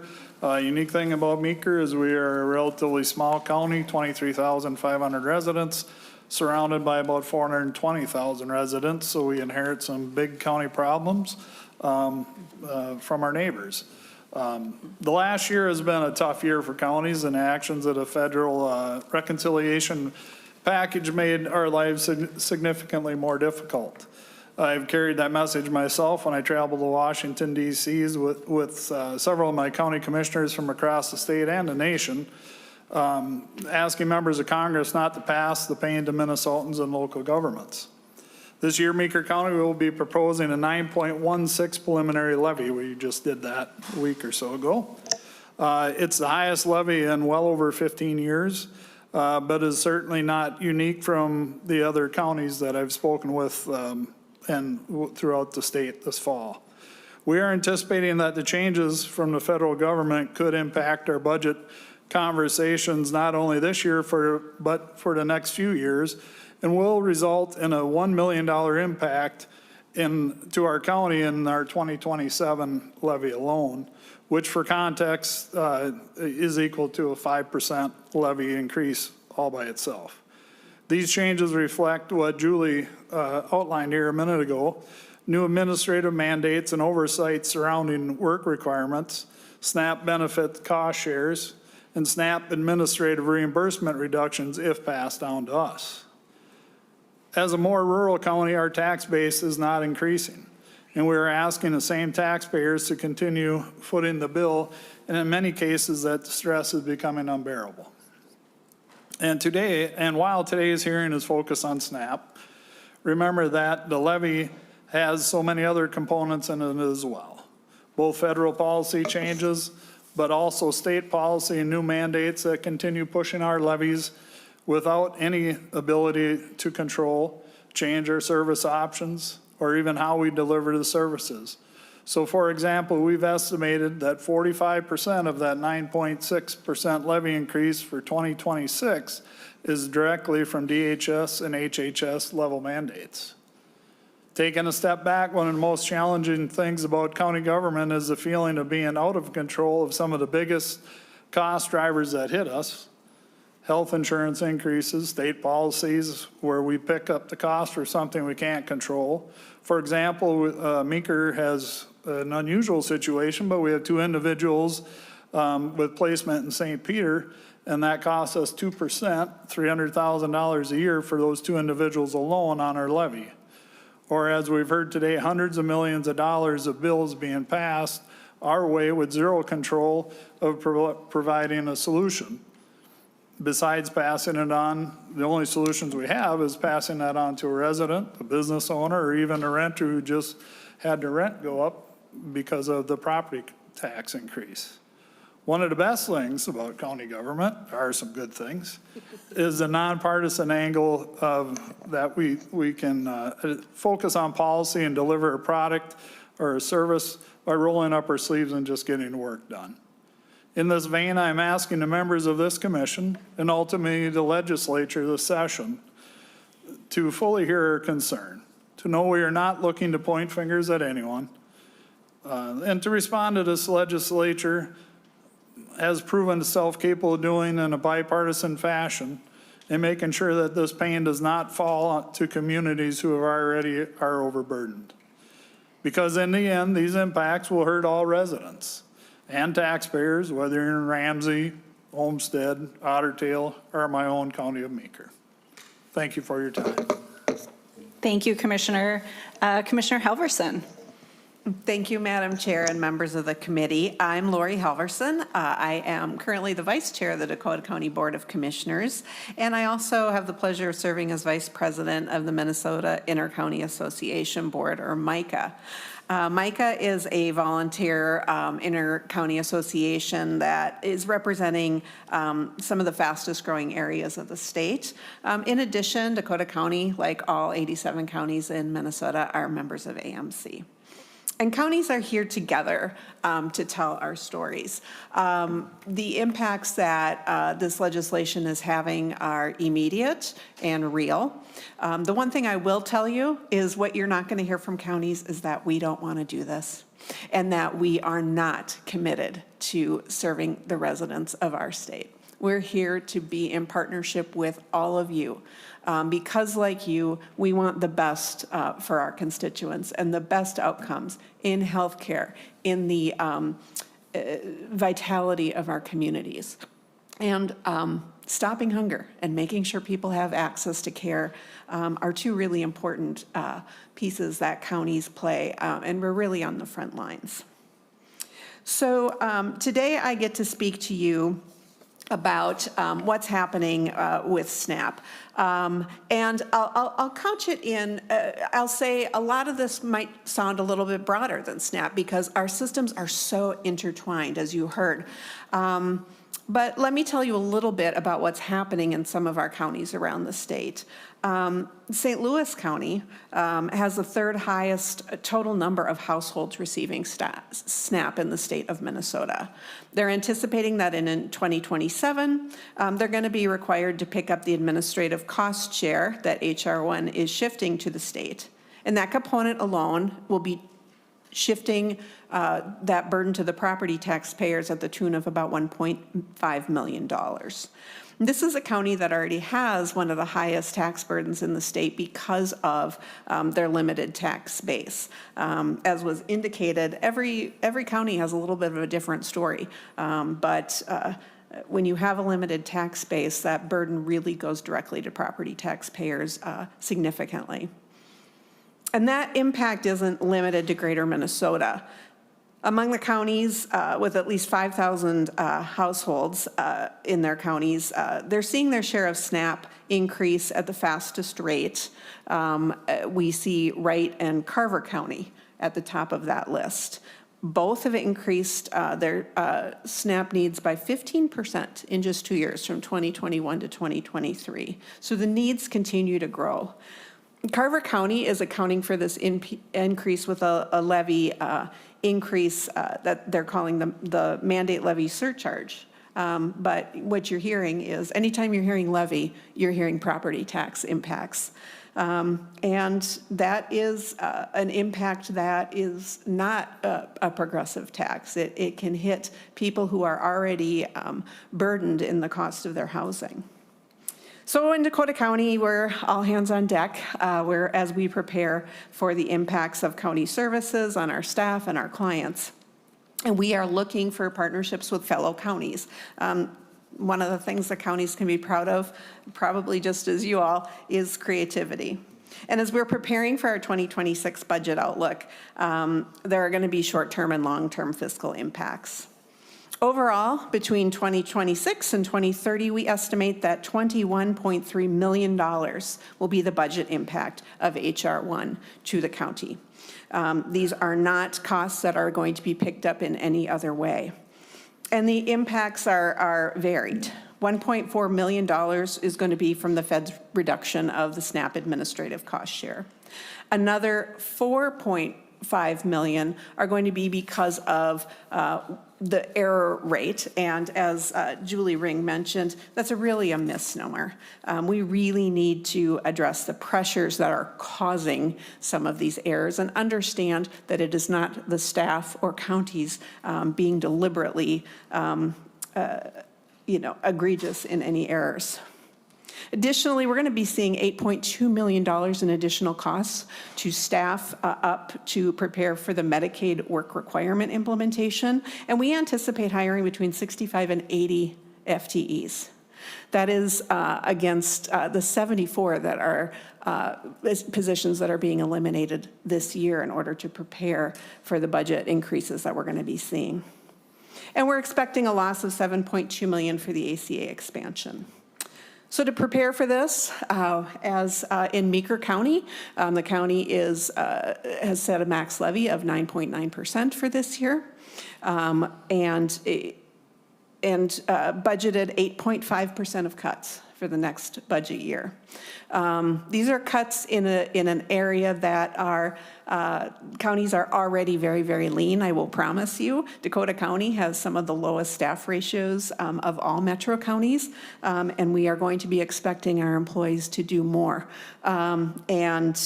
with less. But other cuts are going to be likely to services that are really vital, including library services, including things like are we going to be able to keep our embedded social workers and our local law enforcement agencies? And of course, it's going to impact our taxpayers. We're expecting that next year, the impact of H.R. 1 on our levy, just H.R. 1 is going to be 5.4%. And so that's another major increase in the levy that we're going to be seeing, in addition to the increased staffing costs that we're going to be seeing. And so we want to be ready with you to usher in these changes. And we want to be your service delivery partners, as we already are. And we want to work with you to ensure that the impacts are shared appropriately, and that we do right by the people that we serve, and by the staff that we hire, and by our taxpayers. So with that, I thank you for your time and your consideration, and I believe that this is the start of some very important conversations. Thank you. Thank you, Commissioner Halverson. Director Dahl, thank you for being with us. Do you want to present your testimony? Yeah, good afternoon, Madam Chair and members of the committee, and thank you for allowing this opportunity for us to highlight this issue and talk about this today. I'm here to share how recent changes to SNAP policy, particular work requirements, and emphasize our error rate and what that looks like for Scott County, not only administratively, but also financially. So let's start with the work requirements. As we heard today, H.R. 1 expanded the population for who is required to maintain eligibility for SNAP, moving the age of able-bodied adults without children from 54 to 64, and now requiring parents with children over the age of 14 to work. This change alone will dramatically increase the number of clients subject to work tracking, exemption verification, and just the churn. At this time, the federal government has also narrowed down the criteria for how we will have to collect on waivers and exemptions, removing protections for veterans, homeless individuals, and foster care youth. This added tracking is unfunded, and in fact, counties, as we've heard today, are going to move from an administrative reimbursement of 50% down to just 25%. These shifts have created a perfect storm. Our staff will now be responsible for monitoring hundreds of additional tasks with outdated systems. The result is more complexity, more confusion, and more room for error. But what's even more troubling is how some of these changes intersect with SNAP's quality control system. We've been hearing about the payment error rates as if it's a simple indicator of performance, but the truth is that they reflect a system that is deeply complex, fragmented, and constantly evolving. I'll give you a sense of what our eligibility workers face every day. There are system workarounds. So when the policy and technology don't align, our staff must oftentimes override the systems to comply with federal and state rules. These workarounds highlight both the risk of trying to do this job perfectly and also the inconsistencies within our system. We also included in your packet this in regards to there is no single source of the truth, and workers rely on multiple manuals, guides, procedural references, just in areas that are most prone, which include like the income and the deductions area. There are over a dozen separate resources totaling over 300 pages, and that doesn't even include the core policy manual. We have training gaps. So new workers face a steep learning curve with robust onboarding and ongoing support. Well-intentioned staff make errors simply because this is a very intricate system. So let me share you a real example of what this error rate looks like. So in federal fiscal year 2024 for Scott County, we served just over 4,000 SNAP cases. Yet only 10 of those cases were reviewed for payment accuracy. So 4,000 cases, but just 10 that were reviewed, so less than 0.3%. Of those 10 cases, $2,113 in benefits were issued.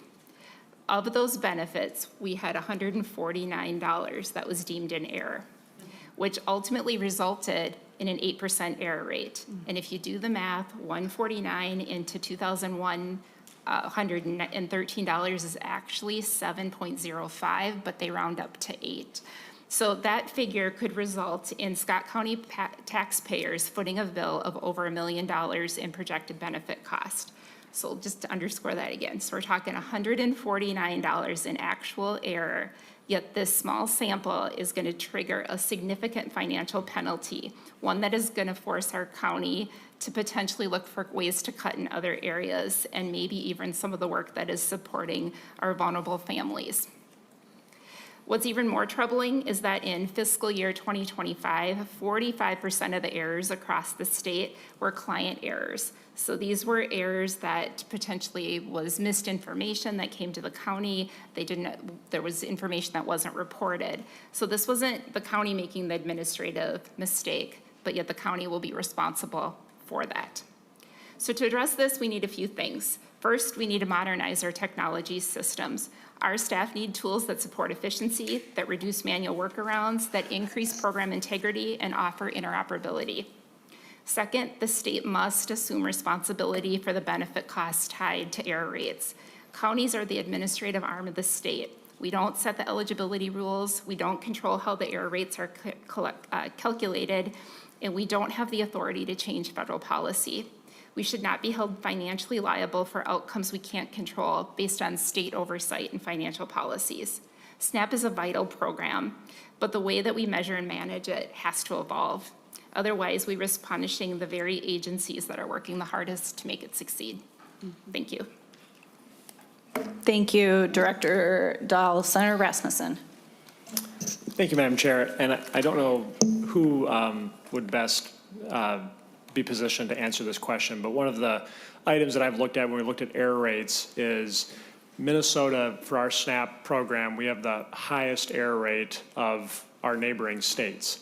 And actually, you have a couple of our neighboring states, I believe South Dakota and Wisconsin, that are already below the 6%. If you look historically, as Senator Nelson pointed out, Minnesota was also below that 6% error rate. And so just wanted to see if you could highlight, why is Minnesota, relative to some of our neighboring states and our history, why is our error rate higher? Director Dahl. Thank you, Madam Chair, Senator Rasmussen. So I will say, as we prepared for this, it's been an interesting reflection on just our work and where there's really the need to have different efficiencies. And with that, it's really boils down to our systems. They haven't been advanced. There isn't that interoperability. And even just looking at our own results, our staff will flag that if we would have had, say, shelter verification information as a mandatory piece within the system that doesn't allow you to, it's going to help catch some of those errors. We haven't been keeping up with what needs to happen to make sure that is taken care of. Senator Rasmussen. Thank you, Madam Chair, and thank you. And I think, and that's why the state needs to take action, right? We're responsible for these technology systems. The counties can't go design your own. You can't fix the problem that state technology has given you when it comes to these eligibility issues. And I think too, when we're looking at, some of the things that would be required, having that interoperability piece and sharing data across different platforms and systems could help us reduce those error rates, and perhaps that's what other states are doing to address that. And so, Madam Chair, I don't know, again, if we have anyone here from DCYF or MMB that could talk about what the Walz administration is attempting to do to improve our systems, to reduce our error rates. I know, back when I first joined the legislature, the Walz administration announced Operation Swiss Watch. And that was about 6 years ago. And DHS and our eligibility systems, they were going to operate like a Swiss watch. And I think, unfortunately, that promise has been very lacking. And maybe we're seeing it, too, when it comes to helping counties, work with eligibility for SNAP.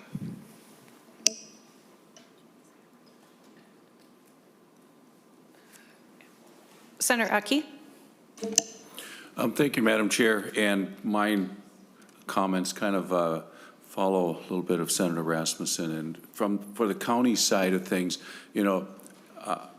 it's more of a comment, but then the error rate problem is a serious issue, and I give no free pass on that. I mean, we need to lower that. But from the county side of it, I'm hearing, and for 9 years I've heard about the green screens and how antiquated our system is to communicate. We need you guys screaming from the top of the mountaintop. Our agency has been appropriated a lot of money over the years to upgrade this. We've also seen billions of dollars go out in fraud, where we've got plenty of money to do this right, to get you guys on track.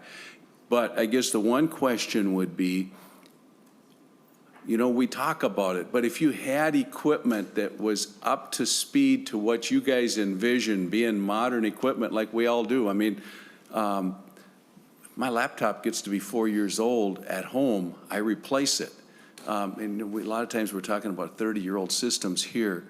There's no excuse for it. But if you had what you envisioned as properly operating communications equipment,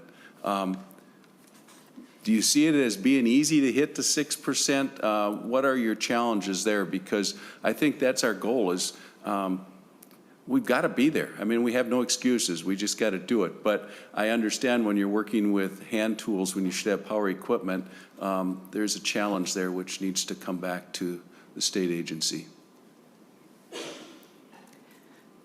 Director Dahl? So I would hope, I think what was touched upon is the importance of the interoperability within systems. And we think about maybe the potential for being able to connect to, say, the Minnesota Department of Employment and Economic Development to pull down wage information. Maybe there's pieces that won't let the worker approve the case unless the required documentation is. And I think there are elements that absolutely could be programmed to help create better efficiency within the system. But I think, and hopefully that could be prioritized this session. Senator McQuaid. Thank you, Madam Chair. I want to go back. I was writing this down as you were talking. So 4,000 cases, and they picked 10, and it was $149 in over or underpayments, which would have cost Scott County $1 million. Who writes the review process? Is that the state or is that the federal government? Director Dahl? Yeah, so there are elements of both to that, and I think that there's an opportunity as we are looking at this, and I think the department is looking at also potentially how that review process could look differently, and also seeking guidance from the federal government on what that looks like in light of this as well. But I think there's some room to make improvements. Madam Chair and Senator, if I could add, we have been very actively talking to our congressional delegation as well. And I think Director Dahl stated it correctly, that there's a little bit of both. There's a little bit of state and federal responsibility for the review process. We've been asking for our delegation to help advocate for us at the federal level for some clarity in the rules they put out about how the error rates are calculated, and to consider taking into account some of the things we've talked to you about today in terms of client error, like what actually is an error. And to Director Dahl's earlier point about like there are many versions of truth, the things that are classified as an error are not clear. And so we're asking for that clarity at both the federal and state level. Senator McQuaid. Thank you, Madam Chair. And I appreciate that because I did also pull down was 45% of application errors are made by the client. And so I think I want to be a partner in that and figuring out how we can maybe get that better. This is a little bit of a shift, but I'm trying to dig out all the information I can, and I read state statute, not federal statute. Are there, so there were two different people that contacted me about SNAP. One was an adult who has Down syndrome and is already seeing his benefits cut. And I know that the work reporting requirements were upon enactment, but we're waiting on USDA guidance. So are people seeing their benefits impacted now because we don't have the guidance or the system to do the verification, or will that come later? And then how would he prove his disability? Are there disability exemptions in the bill? I guess I'm just curious about that interaction. Yeah, Director Dahl. Yeah, my understanding is there is still the exemption for disabilities within, and the work requirements have, even though it was technically enacted, or they were effective upon enactment of July 4th, we actually haven't received full guidance yet from the federal government. They haven't been enacted here yet locally.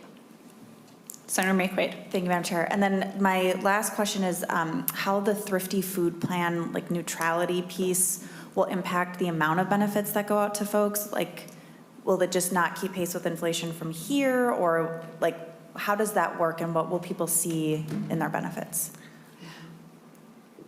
We can get back to you on the exact details of that. I don't want to give you the wrong information. Thank you, Director Dahl. Thank you. Senator Curran, then Senator Nelson, then Senator Marty, and then we will move on. Thank you, Madam Chair. And this question is for Ms. Line. So since I got here, my first 6 years, Ms. Ring, sorry. My first 6 years, the counties came to us collectively from the IT side and said, please don't help us. We can't take any more of your help. And I don't mean that to you. You didn't want help. You want the right kind of help. And as it relates to technology, so we've known this for a decade.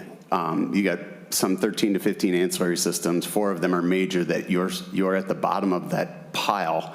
But you're also the most accountable in every facet because you're the interface to providers, right, and the client of need. But you're also the only ones who are accessible in this life cycle of these transactions, literally physically accessible. The one piece, the reason you said, hey, or the county said, hey, please don't help us, was because the state hasn't invested the time to learn your job yet. And we've talked about it. It's going to be a minimum of 18 months of a concentrated effort to come in and learn every facet of what you do, every enrollment through not just SNAP. This is dozens of programs that you guys have to manage, which are uniquely designed for every individual that gets enrolled. which county has the state DHS or DCYF visited and spend an extended period of time in a county to learn the job and learn the role? Is any of that happening besides stakeholder meetings? Stakeholder meetings are good, but it's all feel-good language. We need the business analysts in those agencies to meet with your experts. You are the expert on the ground to learn exactly what you do in a comprehensive way, so you can have and articulate and have a valuable conversation about how you can help each other actually achieve something that works at the end of the day, instead of movement without progress, and for you to go through this life cycle of what does the system still do what it did, and what are the 4,000 workarounds that we're going to start with in the fix-it orders to get down to the 200 workarounds. This cycle's been continuous in every major effort when we do portions of it. So which counties are the marquee counties that the DHS or DCYF has spent a significant amount of time learning what you do? Madam Chair, Senator Curran, so I will get directly to the answer to your question, but let me say a few remarks getting there. First of all, I want to be very clear. Please help us. If we've said don't help us in the past, and I do think you're characterizing that correctly, that at times the type of help isn't the help that we need, you will hear very clearly from the counties next session. Please help us. We have, as you all know, multiple systems that are decades old, that require, I think, unbelievable amounts of staff time to manage, that in this era, no one would believe it if you didn't see it. I know we're here to talk specifically about SNAP and Maxis, which interestingly is, I think, the oldest system, and not the worst.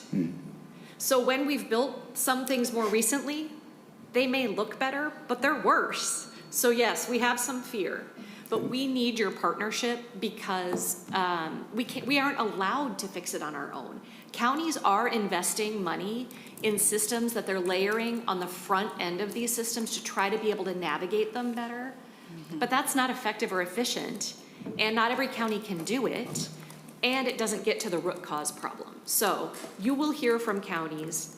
You'll hear from your commissioners and your human services directors. Please help us. I would also say we had a bright light in the legislature last year with the investment you made in the SSIS system for child well-being.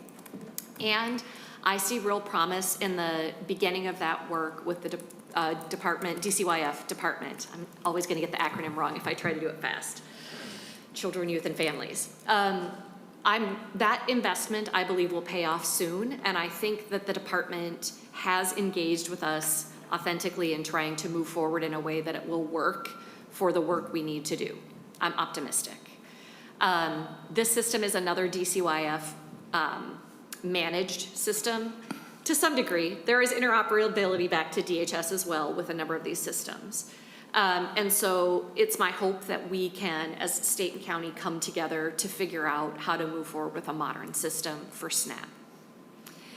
Counties have not only an open door, but have active invitations out to state agencies and legislators to come see us and see what we're working with. And DCYF has been out and is doing visits around the state right now. I believe they were just in Scott County last Thursday with Barb's department, with Ms. Dahl's department, doing a demo to understand not just what the system looks like, but to your deeper point, the business process that backs it up. Because we can all be shocked at what the systems look like and what our workers are experiencing, but we have to have collaboration around the business process to what we need to build together going forward. I'm hopeful that we'll see that because of the intensity and immediacy of need with SNAP, and we'll be talking to you about Medicaid too. DCYF has been out on the road with us, and we will be seeking that same level of partnership with DHS when we start talking about the Medicaid system. Marquee counties, I work for 87 counties. I think each one is exactly the best. And I would never say anything else on the record. Madam Chair. Quick follow-up, Senator. Madam Chair, yeah, it wasn't so much the marquee. I want to know where they're investing real time. I know they're doing it's more of a legislator tour, right? Hey, that's great, fine and rosy. I want to know where they're spending real time and resources, not in a pass-through type activity. And great, if they go to all 87 counties, great. That won't get us the comprehensive knowledge that they need to learn from you to be able to have that conversation. So we just want to make sure, and you have a champion, because we know you want it done right. I want it done right as well. And we don't want to go through that life cycle of 5 years of transition, of pain. We want it to actually meet the needs and targets that we've laid forth. So please keep that pressure up. But we want to know if they are doing that work at a very detailed level when it's sustained. It's 18 months of sustained work, not a statewide tour, but a regional investment in the staff on site for extended period of times. They need to eat, breathe, and live and sleep in that environment in order for them to obtain that knowledge to effectively communicate the needs back and forth, or what technology can do and what your needs are. So that's what I'm looking for. And I know you've wanted help all the time, but it was like, please, the right kind of help, make the investment so we can get it done right. So thank you. Commissioner Halverson. Thank you, Madam Chair. And it very often it's hard to see all the different places that counties and the state are interacting. There are regular meetings that are happening with our state agencies on many levels, including with DCYF on this particular issues. We have committees of our staff experts who meet with legislative teams or with state agencies through AMC, through MICA. And so there are many points of contact, is what I would say. It's extremely helpful, frankly, for this conversation to have been elevated so much. I spent a lot of time talking about it in the legislature, and that dates back to my first days in the legislature, and not much has changed over the years because of you're exactly right, the investment that it's going to take in both dollars and in the technological resources and the knowledge that we need. It also really underscores, your question really underscores why the question of how do we compare to other states really can't be measured very accurately. You've got states that can take, you've got 10 states that are managing SNAP benefits. There are some states that are doing other eligibility. Minnesota, counties do eligibility from soup to nuts. Which I think is very unique. We may be the only one. We're certainly just a handful if there are others that do this. Some counties and states have been able to buy off-the-shelf products because their systems are so much simpler than Minnesotan is. And so the whole notion that we can be compared error rates or anything else to other states when it comes to the work that Minnesota counties do can't be. I do think that one of the benefits is that we're serving people in our communities, and we know our communities extremely well, and hopefully no one community is being treated kind of like a cookie cutter. We want Minnesota communities to be unique, and so I'm proud of the fact that we are a state that implements these benefits at the local level. At the same time, it creates unique challenges that means that we can't adequately be measured against other states. Senator Nelson, then Senator Marty. Thank you, Madam Chair. I want to thank the counties for the excellent presentation. I want to thank you for being our partners. Many of our state services, our requirements are delivered through the counties. And so I want to be very clear in thanking you for that. I also want to mention, I have taken that ride along. It was about 10 years ago, and it was shocking, absolutely shocking. And I think at that time, if I remember correctly, it was about an $8 million hit to that one county for that 1 year just to take care of that ridiculous DOS system. And I would be remiss if I did not note that that is one of the big problems that we have here. And let us not lose sight of the fact, and you just mentioned it, many states do not develop these IT systems. They get off-the-shelf products. And quite frankly, all the things we've talked about today are exhibits A, B, C, D, E, F, why we should be doing something similar when it comes to things like paid family medical leave. Other areas where we are developing products ourselves instead of putting them out on a statewide contract to be rebid every 3 or 4 years. Because I can tell you, when that rebid comes up from a state, you better believe they're going to be bringing the best products to market. And we have been negligent. The state has been negligent in investing in counties to give you the tools to do the job that we ask you to do. And I think we need to take seriously a look at that. And just before I kind of leave that thing, I can think of METS, I can think of SSIS, I can think of MNLARS. Some of us lived through that nightmare. It's just, we have to stop. And that's the first thing to do is when you're in a hole, stop digging. The state needs to stop digging holes for our counties and our other constituents. So I think there's a lot to learn here. The one thing I would mention is I think you mentioned really mandatory levies. You're calling it a mandatory levy. Because we must not lose sight of the fact that when we push these mandates, whether it's paid family medical leave, ESST, mandates on our schools, it comes with a cost. And the cost comes to our local partners, the counties, the school districts. And the challenge there, it's not a challenge actually, but those property taxes are the way to pay for those. But they are the most visible to Minnesotans because we have to write out a check for those property taxes. It's not automatically deducted from a person's paycheck. And so there's a lot of scrutiny on our partners, our counties, our school districts, our cities, and I think the state needs to do a much better job in trying to get the tools to our partners so you can do the job that we are asking. And the last thing I'll say is on the error rate. I am fully confident, and I would expect that with the proper tools, we can and we should get to that 6% error rate or less. We can do that, we should do that, and at that point there would not be those reductions. So I think that is something we should strive for. Thank you. Commissioner Schmidt. Thank you, Madam Chair. And I just want to reiterate my colleague there from Dakota County's point. I think one of the most challenging pieces for commissioners sitting here is when we get these state mandates and we need to provide a service to our residents, we have no problem with that. And I think that's really the knowing our neighbors and knowing who our folks are in our counties and our communities.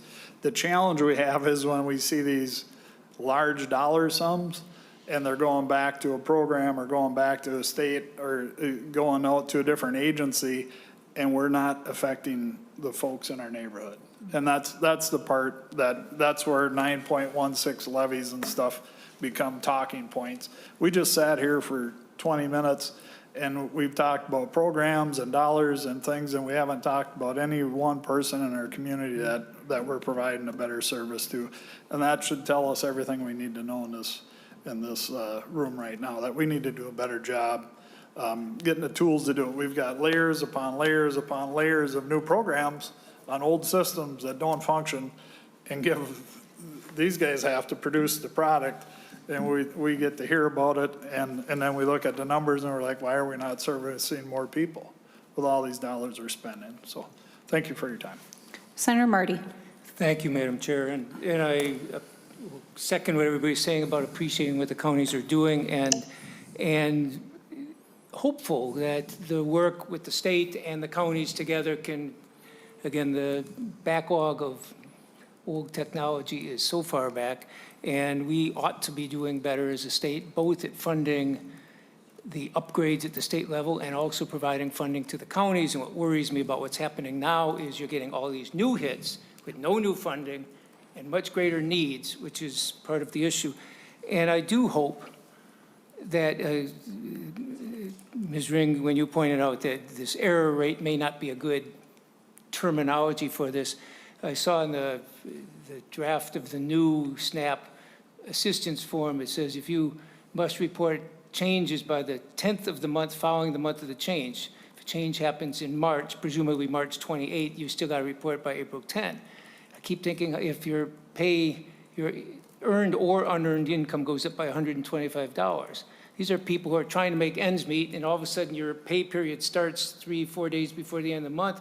You don't get that paycheck until after the 10th of the month. Oh, it went over that, I didn't report it. Error. And if you're not struggling to put food on the table, I don't know how you fill out those forms. I mean, it's bad enough, and I think Ms. Carlson earlier was talking about what an absolute headache it is. There's gonna be a ton of errors there, and with the new stuff, yeah, I know a lot of people are still exempted from work, but the proof of all that and how fast you have to prove it and how hard and how documented, I just fear for not only the people who are going to be suffering more, but also the fact I worry error rates may go up even if we fix some of the back room stuff, because the errors are going to happen when we don't give people a chance. And it's kind of, we're trying to punish somebody for getting help to feed their kids. So I guess I'm hopeful that we can make some of the changes, but that does require state investment. And I think we, on a bipartisan basis, have to acknowledge that, not just for state agencies, but also for the counties. And then recognizes what's happening nationally is taking away money from people who desperately need it at the time the need's greater, and on top of that saying, okay, well, you guys just absorb this additional cost. And horrific example of that, $149 error going to cost the county $1 million under the new policy. There's no logic to that. Ms. Ring. So just in thanking you, I know we're well over time, and there are a lot of folks who've had their stories to share. And just to conclude on that note, you'll hear more from us. We do need your partnership. This is not something we can do on our own. And I'm struck as it seems like there's a lot of agreement that we need to work together to improve our technology. Just as I was sitting here, I was struck thinking, technology systems are expensive. This is a real conversation we're going to need to have with the legislature on how to achieve this. But wouldn't we be much better off spending the potential $86 million benefit cost share on a new technology system together to prevent that cost share? Now, I have no idea what the dollar, but I'm just thinking if we could make an investment together to prevent those loss of funds to Minnesota, we would better serve together the people in need for these programs, and we would be building a better foundation for all the other programs that we will be talking about in the coming months. So really appreciate your time and the questions and interest of the committee. And again, I'll just end by saying we'll invite you out to see, if you haven't, what this looks like, and to ask those hard questions about what the better business processes would be to work together to improve them in the future. So thank you. Thank you very much to all of you. And one final request I'll just throw out to you. As you start moving through implementation, please feel free to please do keep us updated. Will be helpful for this committee as we move through the next few months to continue to understand how it's working, and also like what you don't know what you need to know in order to be able to move forward. So thank you very much for your time. Members, we are going to push through the rest of this agenda. Really appreciate everyone's patience. We will move now. A number of other federal actions this year, aside from just the changes to SNAP, have had an impact on food security across our state, including withheld food shipments, changes on programs our local farmers have been a part of, leading to state economic impacts, the loss of SNAP Ed resources in our state, and the impact that our grocers and consumers will experience. So we will start with Kelly Earp, Andrea Thomas, and Virginia Witherspoon, please.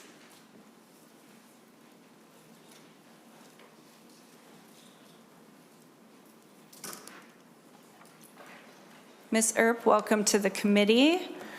Please introduce yourself and present your testimony. Yes, so I am Kelly Earp from Prairie 5 Community Action. So thank you, Chair Port and the members of the committee for inviting me to speak today. My name is Kelly Earp and I am the Outreach Director at Prairie 5 Community Action. We serve Big Stone, Chippewa, Lac qui Parle, Swift, and Yellow Medicine counties in western Minnesota. I work out of the food shelf in Canby. We also have food shelves in the Montevideo, Benson, and Ortonville. I'm here to share the hard reality of running a food shelf in rural Minnesota today. We are seeing less food coming from the federal government at a time when we are seeing more new faces walk through the door. The Emergency Food Assistance Program, or TFAP, is food provided by the federal government to shelves like mine for free. TFAP makes up a considerable amount of food that keep our shelves stocked. We only have so much money to purchase food, so we have to max out as much TFAP as we can get. But that free federal food has decreased this year. Since the beginning of the year, we have seen a shortage of TFAP items on each truck we order, which makes it harder to keep our shelves stocked. The availability of different items is also harder to come by. We have been struggling to keep up with like the meat and eggs stocked with prices being so high. We are also seeing more and more people at each of our sites. The higher cost of groceries in rural areas is putting a strain on food shelves to try to keep up with the demand. We have individuals coming in on fixed incomes who are already trying to balance paying for housing, utilities, bills, their prescriptions, and groceries. Being able to come to the food shelf helps them stretch their dollars. Being in a rural area puts us at a disadvantage because it's harder for clients to access food shelves and other services. Transportation is a big factor as everyone must travel longer distances to access certain items, whether it's a food shelf, grocery store, a pharmacy, etc. Some have to travel more than 30 miles round trip just to get to a gas station that carries food, not even a full grocery store. Clients make special trips to drive to food shelf or need to find a ride. So if our shelves are bare, it's not only harder for them to feed their families, but also disrupts their motions. Like I said before, we are already seeing an increase in visits across the board. We are seeing more and more seniors and young families needing food. Unfortunately, we've also seen a decrease in the amount of food we're able to provide for families each visit. I am worried this will only get even harder. With the SNAP cuts on the horizon, we are predicting that next year we won't be able to handle the increase of influx of clients. We are already struggling to keep the shelves stocked with the cuts in the federal food. We don't know how we're going to handle having more families come in each day. Folks are already struggling to feed their families, even with the support of SNAP and their local food shelves. Cuts in SNAP paired with the rising food prices puts more burden on families and their local food shelf to make up the difference, which we cannot do without additional resources. Thank you so much for your time today, and I'm happy to answer any questions that you might have. Thank you. Ms. Thomas. Thank you, Chair Port and members of the committee for inviting me to testify today. My name is Andrea Thomas, and I lead Nourish, which is a food shelf in St. Paul. Nourish is a community-driven, volunteer-run, full-choice food shelf that primarily serves the East Metro and focuses on the Frogtown and Rondo neighborhoods of St. Paul. We've only been a food shelf for 5 years, but we've been serving good food to our community for over 25 years. We began as an on-site meal program for kids and families, but during the pandemic, we needed to change our approach. We opened Nourish in March of 2020, focused on serving neighbors with dignity. Within a month of our first shift, we were regularly serving 30 families. By the end of 2020, we had begun to utilize the full parking lot for drive-through distributions with pre-packed bags, as we served 60 families or 250 individuals each week. Within the next 2 years, we experienced what most nonprofits began to experience, a decline in donations coupled with an increased need. We also experienced what we considered a tremendous shift in the racial, cultural, and socioeconomic makeup of our participant base as it began to change. we began experiencing an increase in the number of visits from middle-class residents who had been laid off from work or lost their jobs or just experienced a major life event. Also increasing was the number of residents of European descent. Most shocking to us was that we began to have visits from our Somali neighbors. Because Nourish was previously located on the premises of a church, it had always been in conflict with their religious beliefs for Somalis to come onto the property for food or any other services that we provided. However, we have continued to see a steady increase in those populations along with others as the need continues to increase. To date, the number of neighbors visiting Nourish has remained consistently above 200 families or 1,000 individuals each week. We have added a distribution specifically for senior citizens ages 65 and older and the immunocompromised neighbors during our Sunday hour of power. This is to help those who are at highest risk and those with health challenges avoid long lines and close quarters. We consistently receive calls through the 211 system throughout the week, which helps us understand that those individuals and families who need emergency assistance don't just disappear and food doesn't just magically appear when someone calls 211. Providing food for those families in crisis often rests on the shoulders of local food shelves that are already stretched pretty thin in their budgets and availability to source additional food. We know that Nourish provides 40% of the food distributed into Frogtown, which is the most food insecure neighborhood in the metro. Neighbors receive about 60 pounds of food per family, which equates to about 15 pounds per individual at each visit. According to the 2024 Minnesota Food Shelf Survey analysis from Finn, Nourish has a 61% rate of providing neighbors most desired foods, and those are meat, dairy, fresh vegetables, and eggs. Nourish is able to accomplish this at a cost of about 82 cents per person for 15 pounds of food. Now, the numbers are impressive until we factor in the following. Nourish's shelves are almost always nearly bare following each of our distributions. The closure of Cub Foods in Midway has left a major gap for us to fill. So we're down about 400 to 500 pounds for every distribution that we would normally rescue from that store. And the grocery store that is within our community is the highest priced grocery store in St. Paul. Consistently receiving first-time visitors at our food shelf is an every week occurrence. The amount of food that we can provide and pounds received per person has declined because of the decrease in TFAP product availability. As a TFAP agency, Nourish relies heavily on what we can source from our local food bank. As we experience weekly, there are notifications about the unavailability of items that we order. We know that there's not enough TFAP product to meet the needs of Minnesota food shelves. We also know that cuts to SNAP benefits will cause an increase in the number of visitors to Nourish, and it is impossible for us to meet that increased demand with less food and less funding. What is important to Nourish is that we have developed a culture and an atmosphere where those who are at highest risk and in most need are not ashamed to come to our food shelf. What is apparent to us at Nourish is that as food prices continue to rise and the number of individuals and families accessing our services continues to grow, our budget just won't allow us to meet growing demand no matter how carefully we plan. Thank you so much for this time, and I'll entertain any questions you may have. Thank you. Ms. Witherspoon. Good afternoon, Chair and members of the committee. My name is Virginia Witherspoon, and I serve as the Executive Director of Channel 1 Regional Food Bank in Rochester. We provide food to more than 150 food shelves and food distribution programs across 13 counties in southeastern Minnesota. All of our counties have communities that are USDA defined as rural, and actually our entire service area is rural other than Rochester-Olmsted County. I'm here to share what hunger looks like in my community and how federal SNAP cuts will worsen hunger in Minnesota. Channel 1 is the Feeding America food bank for Southeast Minnesota, and we have the largest food shelf outside the Twin Cities.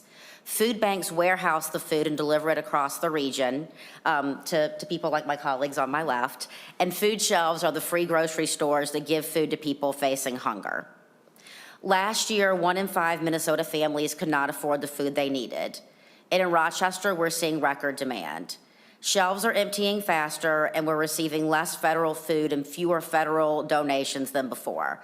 That federal food is the TFAP that everyone has been talking about. Y'all should have our fact sheet, specifically the government commodity TFAP food. In the first 6 months of 2024, our food bank or of 2025, comparing to 2024, our food bank has received half the amount of TFAP. As time goes on, that's going to get worse because starting in January is when the food plummeted and we've received less and less on our inventory. Less food in the food bank means less pounds of food that food shelves give out per household. And I know y'all have heard us talking about pounds. Pounds is an odd way to measure groceries. If we were a for-profit, we'd be telling you sales figures, but our food is free. So what I can tell you is across the region, the average household was leaving its local food shelf with 50 pounds of food this time last year, and now it's 42 pounds per household. For reference, a gallon of milk is 8 pounds. This reduction in food is a big deal. It's groceries that people don't have. Our shoppers are our neighbors. People would be shocked. I'm always shocked in the community when someone will tell me, I shop at the food shelf now where I used to. It's phlebotomist in Rochester, which that's the people that draw your blood, and it's a hot job. It is the paras that help your children at your schools. A household with a phlebotomist and a para, working parents and 2 kids, after they pay their housing and child care and have 1 car, they're not going to be able to afford their groceries. As we look at impending federal SNAP cuts, we're already able to give families less food at Channel 1, and SNAP is the first line of defense against hunger. More than 450,000 Minnesotans use it. Families who already struggle will see their benefits reduced or eliminated, and as you heard from the counties, they're already overwhelmed with applications. They're going to face even greater pressure. Food banks like Channel 1 cannot fill that gap. For every 1 meal we provide at food banks, SNAP provides 9. Cutting SNAP means more families will be forced into food shelves already at a breaking point. We risk creating more food deserts in greater Minnesota. I'm the mother of a 7 and a 9-year-old, so I'm in the thick of feeding growing children, and there are a few go-to meals that we lean on. I was helping out downstairs at our food shelf a couple of weeks ago, and a woman had been standing in front of the produce area for a while. I asked if I could help her, and she told me she was waiting on an onion. I told her I was really sorry we didn't have any onions that day we were out, and I invited her to come back next week and shop again. I think about how many simple things I can count on my kids eating that require an onion. For one thing, spaghetti and my very bland chicken enchiladas, to name a few. This illustrates the intersection of SNAP and food shelves. With SNAP, you go to the grocery store and you get what you need, that specific onion you need. At food shelves, we do our best, but we're relying on donated and rescued food, so you can't always count on what we'll have. Our food banking system is already stretched too thin. I'm worried about what will happen when moms lose SNAP. How will they make the homemade staples for their kids? This is not about partisanship. It's about whether families in Minnesota can eat. On behalf of Channel 1 and the families we serve, I ask the committee to do everything you can to protect Minnesotans from going hungry. Thank you very much. We'll now go to Kathy Zeman on Zoom. And Mr. Wertish, if you could come up to the testifier table. Thank you very much, ladies. Thank you, Chairport and committee. My name is Kathy Zeman. I am zooming in from my farm office here in Rice County, just outside the town of Nerstrand in Wheeling Township. My farm is Simple Harvest Farm Organics, where I raise pastured livestock on rolling hills with certified organic inputs. I direct market all my farm products and my value-added farm products into retail and wholesale markets. I am a registered cottage food producer. I also happen to be the executive director of the Minnesota Farmers Market Association. That is a statewide organization that supports now a record high number of farmers markets in Minnesota and our tribal nations at the number of 402, with roughly 10,000 vendors selling at these markets. MFMA's vision and mission is to grow more farmers, to grow more farmers markets, to feed more communities.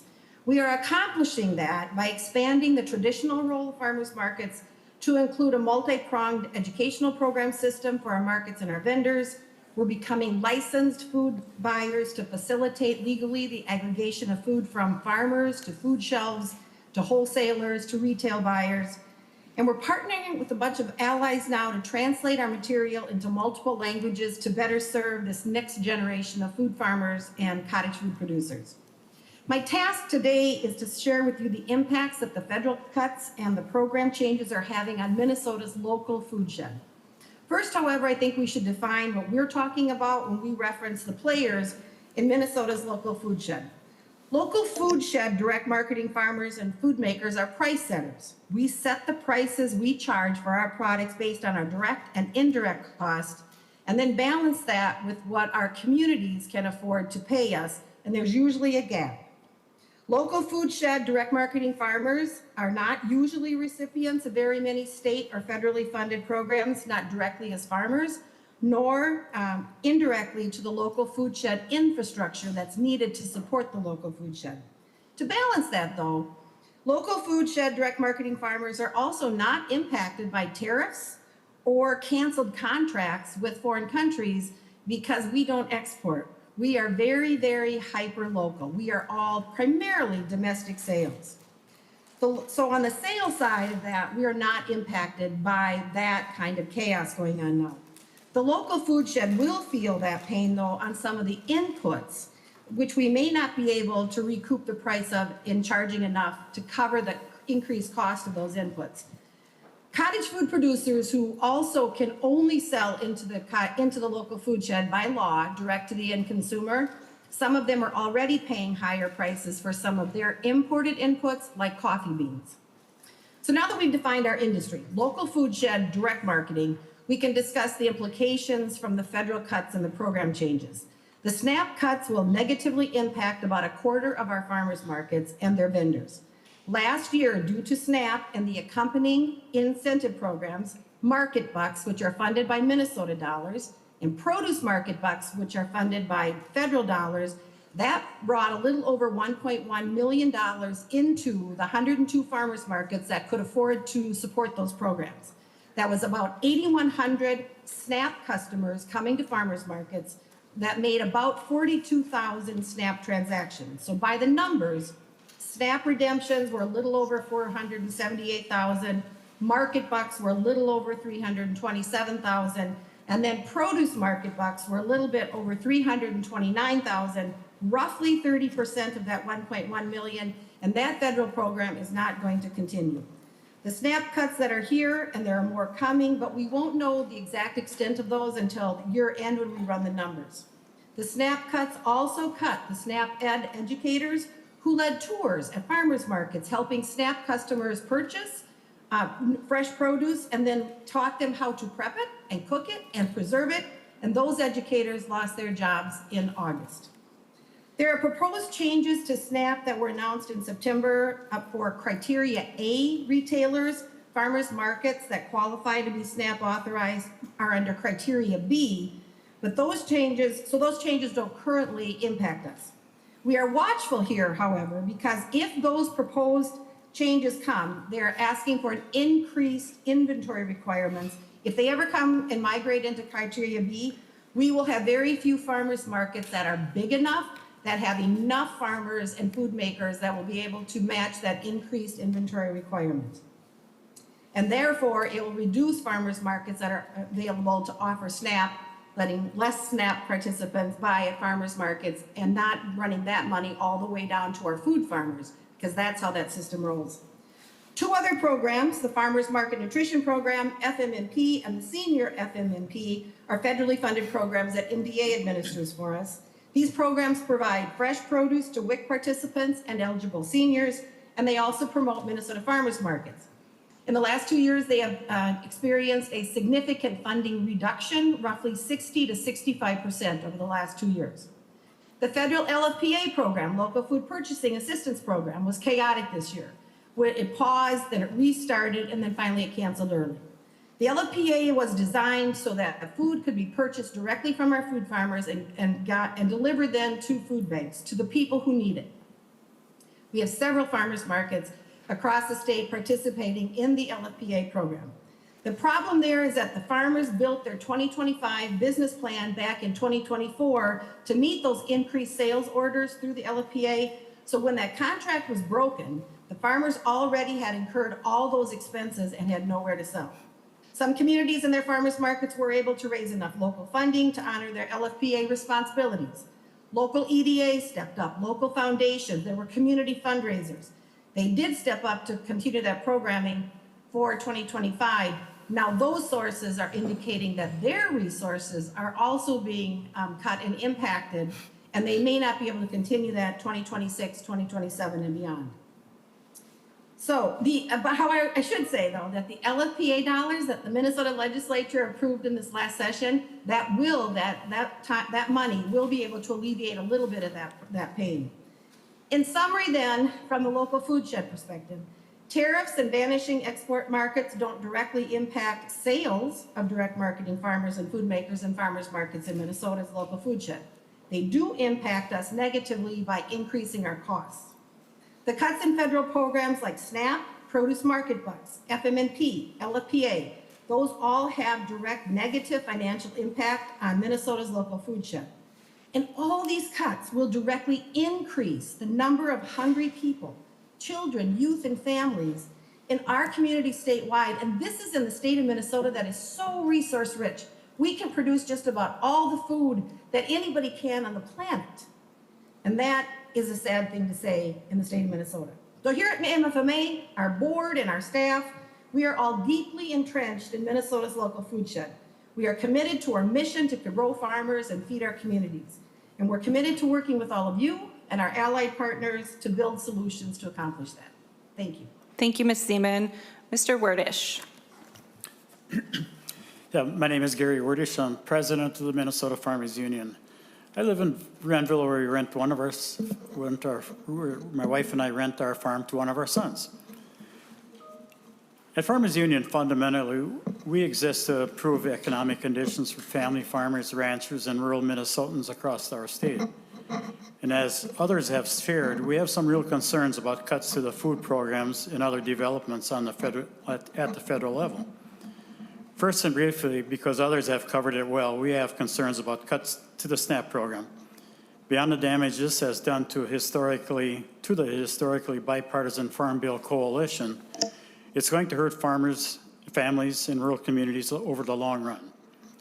As the reconciliation was being debated, we held a series of 10 people's town halls across Minnesota, attended by about 600 people. We wanted to hear directly from our members and others and help lift up their voices in Washington.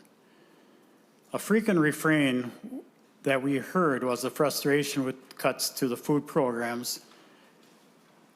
With as abundant as the farm economy is, as we have, we should be able to ensure that no one goes hungry. We know that this is a safety net that benefits everyone, including farmers. For example, we had a leader in our organization share how her family relied on food assistance when they were starting out on their farm and cash was tight. It was hugely important to them. And of course, farmers, like our rural grocery stores, benefit from additional food purchases families are able to make. And with the recent cuts to the SNAP program, this is going to be devastating to a number of small rural grocery stores where a large percentage of their clients or customers are using the SNAP program. So this could ultimately force some small grocery stores in the rural parts of the state to close and put the people living in those communities into even a greater food desert.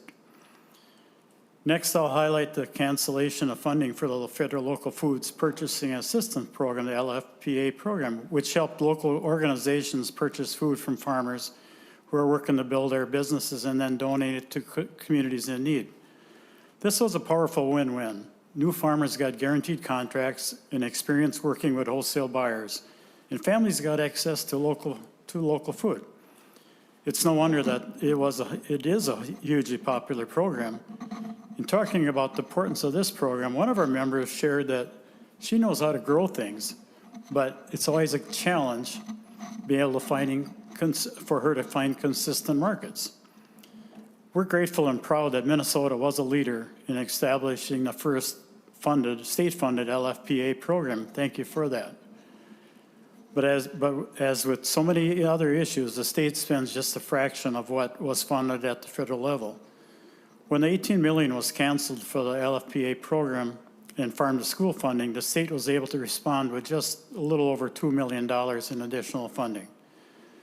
The cuts to farm school programs is another story of lost opportunity, both for farmers and for the children, for kids. This is a program that provides cost share to help schools source directly from area farmers. When the federal funding was canceled, we heard from one family who was devastated because they had already worked hard to put together bids for their local area school districts, even confirming and lining up capacity with the local meat processors and hatcheries who were ready to partner with them. This was going to make a big impact on their farm as they worked to transition their farm to the next generation. Even beyond that, they were disappointed by the lost opportunity to expand this work because they take great pride in seeing their products go to feed kids. That's what farmers like to do, like to feed not only kids, but people in need. We're grateful that we're able to produce, that we have an abundant state and weather or climate that we're able to produce a lot. Again, we're grateful that Minnesota continues to be a leader on the farm to school and early care. Finally, this is all in the context of a crisis, ongoing crisis that we have right now in farm country.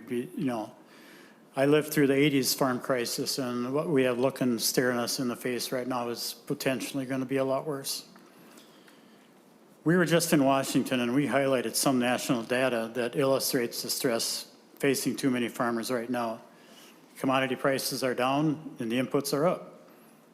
Farm bankruptcies are up 95%. In Minnesota, in 2024, we had the lowest net farm income since the mid-1990s. And that was before the administration renewed a trade war devastating our export markets. We haven't recovered our markets from the president's previous trade war when he was in his first term. At that time, the United States were the largest supplier of soybeans to China. Now Brazil is. The tariff struggles are,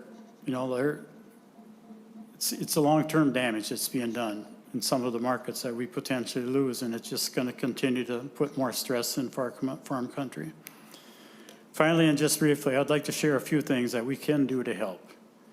First, as I mentioned, I want to thank the state for investing in these programs, the farm to school and early care in the LFPA. We saw that in the last agricultural budget, and it was meaningful. We hope that we can keep building on that progress as well as investing in other programs like the market bucks.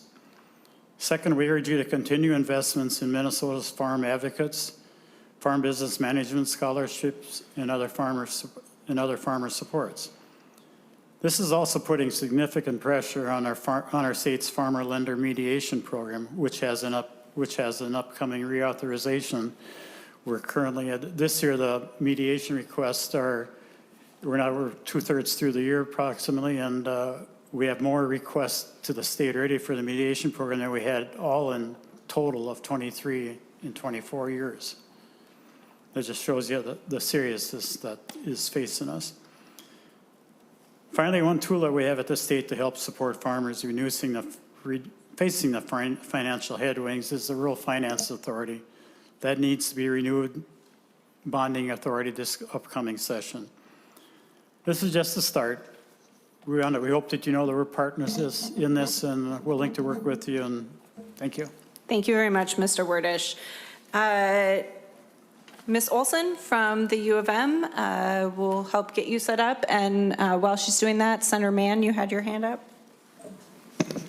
Thank you, Madam Chair. I just wanted to say a few words because I have to leave soon here. What sometimes upsets me about government and the people who participate in government is that we often show up with very preconceived notions of what is right and what is wrong, and then we completely stop listening to people when they say something that goes against our preconceived notions. We have people with lived experience here today, which is amazing. We have the counties, we have people at food shelves, we have people who provide benefits to people, we have farmers, all saying that cutting SNAP is going to be a disaster. We just heard the word devastating. People are going to go hungry. And instead of saying, wow, this is terrible, we deflect, perhaps, if this goes against our preconceived notions. And I appreciate all the attempts at deflection, like talking about error rates, for example, which, by the way, are well below the national average. And we can't get to zero because humans are involved. And when humans are involved, there's always going to be an error. Madam Chair. Thank you, Madam Chair. I'd ask you to remind Senator Mann of our Senate rules about impugning motives of members of this committee.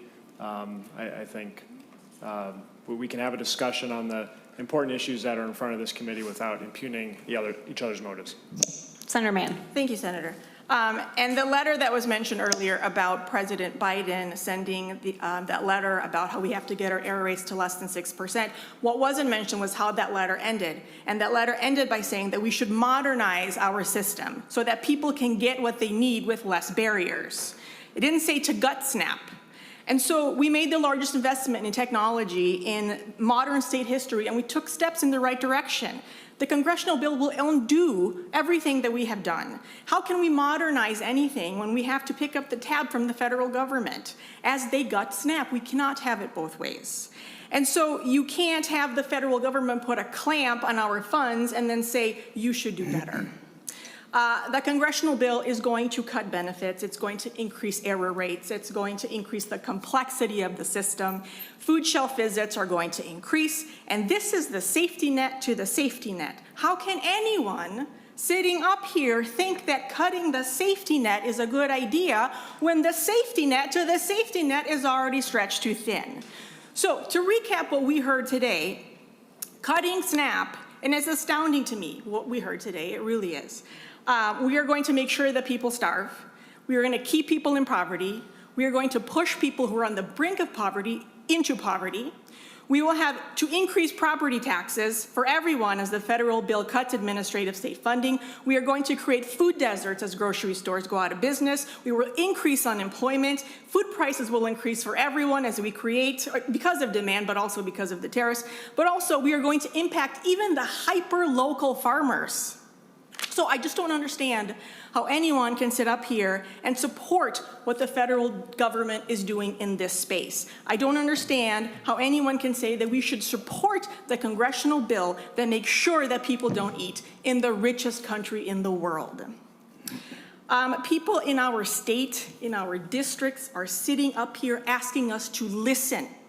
So I wanted to thank you all for being here and sharing your story and asking us to listen, because we need to do a better job of doing that. Thank you, Senator Mann. Ms. Olson, thank you for being with us. I know we're very over time. I appreciate your extra time. If you can speed us through what is happening at the U of M Extension Program, SNAP-Ed. Thank you. Thank you, Chair Port and the members of the committee. I'm Patricia Olson, Associate Dean with the University of Minnesota Extension and in the Department of Family, Health, and Wellbeing. What I've been listening to is the previous testimony has been anticipation of what could happen, what might happen. And I'm here today to say I can tell you what's happened in my unit at the University of Minnesota. And so in a way, I feel like I'm going to give you a eulogy. I've had to this summer lay off 60 full-time staff who worked from Canada to Iowa to help people be healthy. And so I'm kind of telling you after the fact of what's happened and what you'll be missing and what is being missed.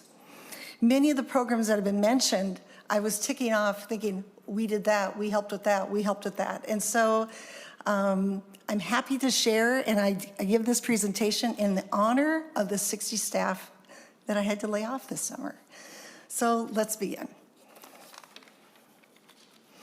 SNAP-Ed has a long history in Minnesota. We were one of the first initial 7 states over 30 years ago that started SNAP-Ed. SNAP-Ed has not been one of those grants that comes and goes. It has been a consistent 30-year grant of work.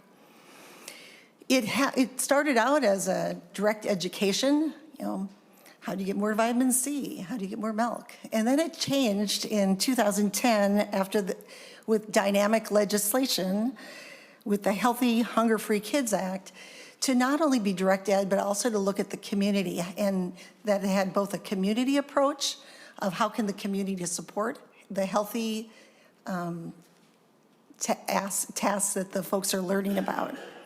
So I have to hire staff that both know nutrition and health and also know their communities well.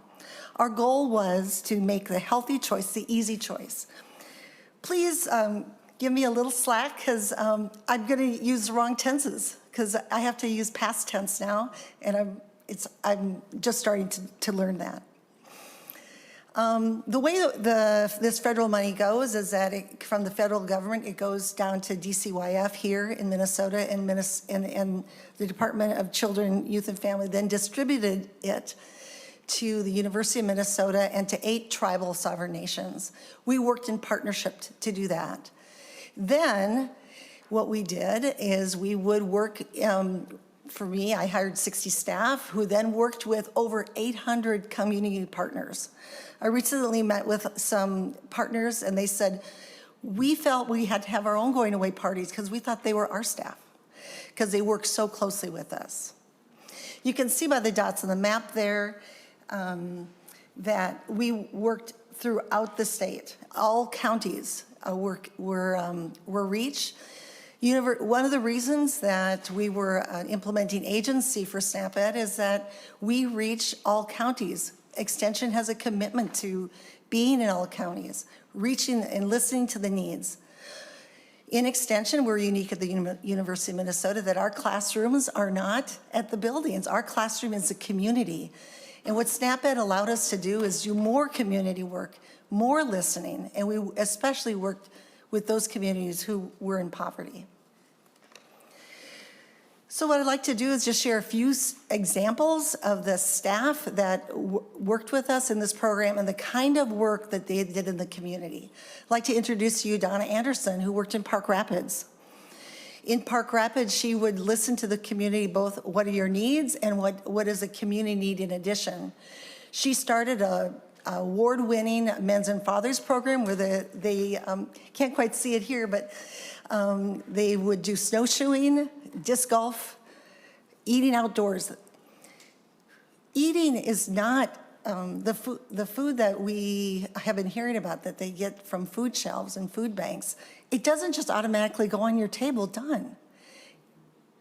Cooking is a complex product, and not everybody knows how to do it. And so our SNAP-Ed educators help folks through nutrition education take the food and then how to present it both in a nutritious way, but also so that people will eat it, their kids especially. And so this was their job. In addition, Donna talked to the community and said, what else do you need? And they said, we need a community center. As she was ending her job, I think the last day on job, she was working with a community center building committee that would be having ways to do exercise in the winter.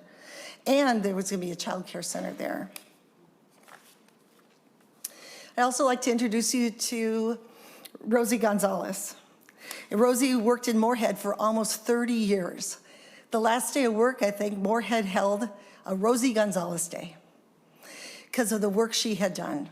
And she listened to her community, did direct education, and many of the programs that were mentioned, One Community, One Vegetable, Farm to School, Market Bucks, these are things that they intricately worked with staff and community members to make sure not only that these benefits were available, but they were utilized. You can get all the vegetables you want from a market, but if you don't know what to do with it, it goes home and gets kind of slimy in your refrigerator. This is what they did. They helped people utilize the food so that the different programs would actually make a difference on the plates and the nutrition of the families. She also worked with transforming food shelves so that we heard all the challenges that they have, but they also have challenges of how to get the food out in a way that the healthy choice is the first choice. So we do that with a program called Super Shelf. Here, Rosie's working with a food shelf in Moorhead, but we also worked with food shelves in St. Peter And then here's one in North Minneapolis. Our food shelf work makes food shelves and supports food shelves to do their job better. How many of you have made soup with beans that are hard as rocks? How do you get it from the rock stage to a food stage? And that's what our staff did and helped food shelves get their work out. And so here's one of our colleagues, Tanya, just talking about what an important work she felt her work was as a SNAP-Ed educator and in helping our other programs such as food shelves. The last group I have is from Rochester. COSAR and Milena asked their community, how can we help you be healthier and safer? And they said, we found that there's a lot of young children drowning in our streams and lakes. And so we did a program called Fishes and Apples. So what I'm saying is that we listen and take programs and make them better and more accessible through the SNAP-Ed program that we had. They also wanted more fresh fruits and vegetables. They set up a garden with the help of a local church and the local mobile home parks right there. And what happened there was magic. It wasn't just food was being purchased or grown, but that neighbors were talking to neighbors they didn't know. Friendships were being created. New relationships were developed so that as they were getting healthy, they're also getting healthier mentally and making new friends in the process. We have statistics to share our work. I sometimes feel like we're that product on your skis in the water, that we're not the skis, but we make the skis better. We may not be providing the food, but we're helping so that the food is being used in the populations that need it. If you want to read more about those 3 stories and many others, you can go to this QR code that I have, and I'm happy to answer any questions. And very proud that University of Minnesota Extension has been a part of this 30-year program, and we hope to continue doing aspects of it in the future. Thank you very much. Thank you so much, Ms. Olson. We are sad to see your program go. Thank you. We will bring our last testifiers up to the testifier table, Dottie and Pam and Lou.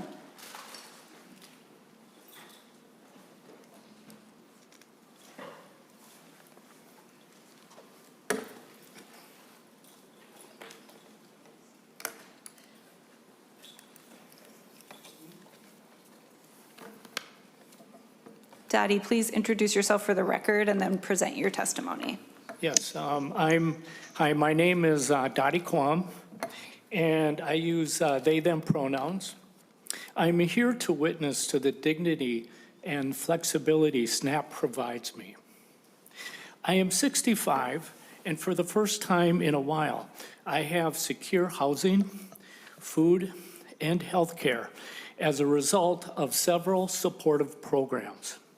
I have a mental health diagnosis of complex PTSD with depression, which has meant that I can only work part-time, especially as I get older. I am collecting Social Security along with Medicare and medical assistance.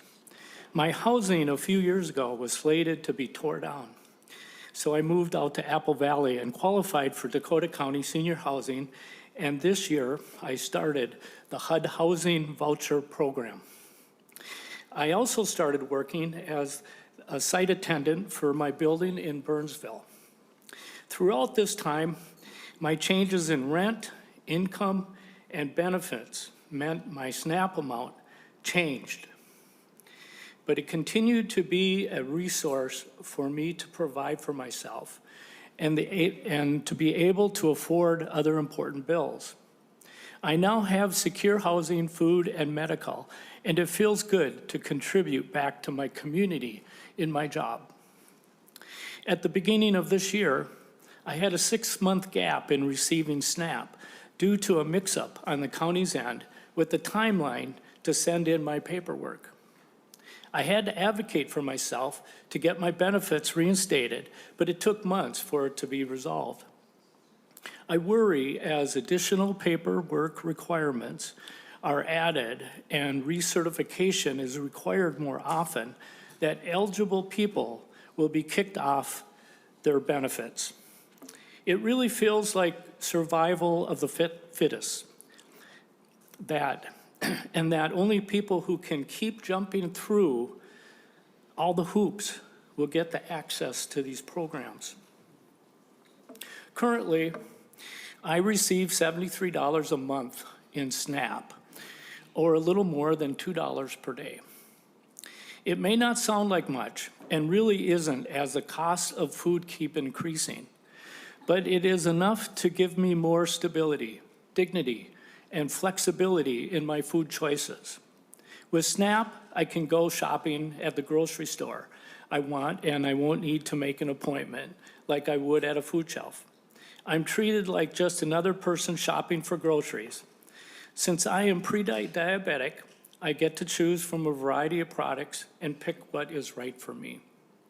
Some people are saying if SNAP goes away, we should just go to the food shelves. I've been to the food shelves before, and it can be helpful, but I consider it frosting on the cake, not something I can rely on. At a food shelf, I need to schedule out weeks, if not months, in advance. Sometimes I get things I like, and other times I get an entire rotten pineapple, or weeks worth of just rice and beans. There is one food shelf I don't visit anymore because the judgment and the stigma was too much. They mean well and have also helped me, but they can never replace the dignity, flexibility, and reliability that SNAP provides. Please, please, do what you can to ensure everyone who needs food assistance can access it. No one should have to go hungry because their health keeps them from working full-time, or because their rent is too high, or because their paperwork got mixed up. We can take care of each other and provide for each other. Thanks for your time. Thank you very much. And then Pam and Lou Taylor, please introduce yourselves for the record and then present your testimony. Good afternoon. Thank you, Madam Chair and members of the committee, for having us today and being able to sit and listen for this length of time. You must all be very tired. We're here to talk about our son, Dan, who was born with Down syndrome. Part of having Down syndrome is a cognitive impairment, and the degree varies from person to person. Dan is doing very well. He lives in an apartment as part of an apartment program, and he's able to walk to nearby stores and purchase some things that he needs. He participates in community activities like playing bocce ball, and he loves to stop at the local coffee shop every now and then. Dan, when he has a job, works about 10 hours a week. We found that that's a good amount of time for him without overstressing his physical issues. Dan was born in 1985. People with cognitive disabilities had far fewer choices at that point in time than they do now. Children did not go to public schools. Usually they attended special schools and learned things like how to ride a bus by practicing on a cardboard bus in their classroom. And that's not meant as a criticism of what happened, you know, it was part of our history, but it was the reality at that point in time. Institutions were beginning to close. Individuals were moving to group homes. Employment was usually about working in special settings with others who had disabilities. Things have changed a good deal since then, and Dan was part of that change. Dan is eligible for and uses many supports through Medicaid. He receives SNAP benefits due to his low income. And SNAP provides funds that allow him to choose and purchase his own food at the store he prefers. He enjoys the weekly routine of checking his refrigerator and reorganizing so he can make a grocery list of what he needs. The amount he receives from SNAP is based on his income, and when his income changes, his SNAP benefits are adjusted. Like everyone in this room, having money to buy food is essential to living. Like everyone these days, it's more difficult to go shopping and see the rising prices and the product availability, varying availability of products. I'm Lou Taylor. I'm the other half of the team here. We followed the information on the big, beautiful bill as carefully as we could. And we had many concerns about the bill and the ways in which it could affect Dan. We were caught off guard September 3rd when we got up, saw the news, and it said SNAP cuts went into effect that day. A lot of the presentations and the discussions that we've listened to today has succeeded in confusing me even more. So information is hard to get. It's not very available. We checked with the disability agencies, and everyone said, we just have to wait and see what's going to happen. Pam spoke to the executive director of one of the agencies that provides services for people with disabilities. That person commented that everyone in the disability community was just on edge about what the bill would mean. Person also added that cuts would be devastating both financially and emotionally for those affected. The kind of information we're looking to gather is not easy or quick. It becomes a full-time job in and of itself, with hours spent and days or sometimes weeks before we can get information. Dan also receives funding for a place to live, staff support, some medical expenses, and job support through Medicaid. A place to live is much like food in that it provides essential pieces so Dan is safe. Staff supports help with things like making sure he takes his med on time, assisting him with tasks like going to the grocery store. Job supports help him locate jobs and learn the tasks that will go along with those opportunities. All of these supports help Dan live a life with more independence, quality, and dignity. Dan's services are a bit like a house of cards, though. Reductions and cuts can cause that house to crumble very quickly. He could end up homeless, unemployed, and without supports. We appreciate the opportunity to speak with you today and share some information. We're proud of how hard he works every day to grow and learn in a world that presents many challenges for him. We want to leave you with a reminder. These cuts affect a broad population of people. It's not like only people who are Democrats have children with, some disability, or only people who live in rural Minnesota have children with another disability, or only people who live in northern Minnesota, have limited incomes. That's not the way it works. It's a broad population. There are Democrats, Republicans, and independents, and it's more important than ever that we work together to figure out solutions to the challenges that we face. And you all face enormous challenges in your work. We hope it will assist you to move forward with talking and planning for the changes that will result as we implement this bill. Your choices can and will mean survival for many people. Thank you. Thank you so much for your testimony. Senator Dibble.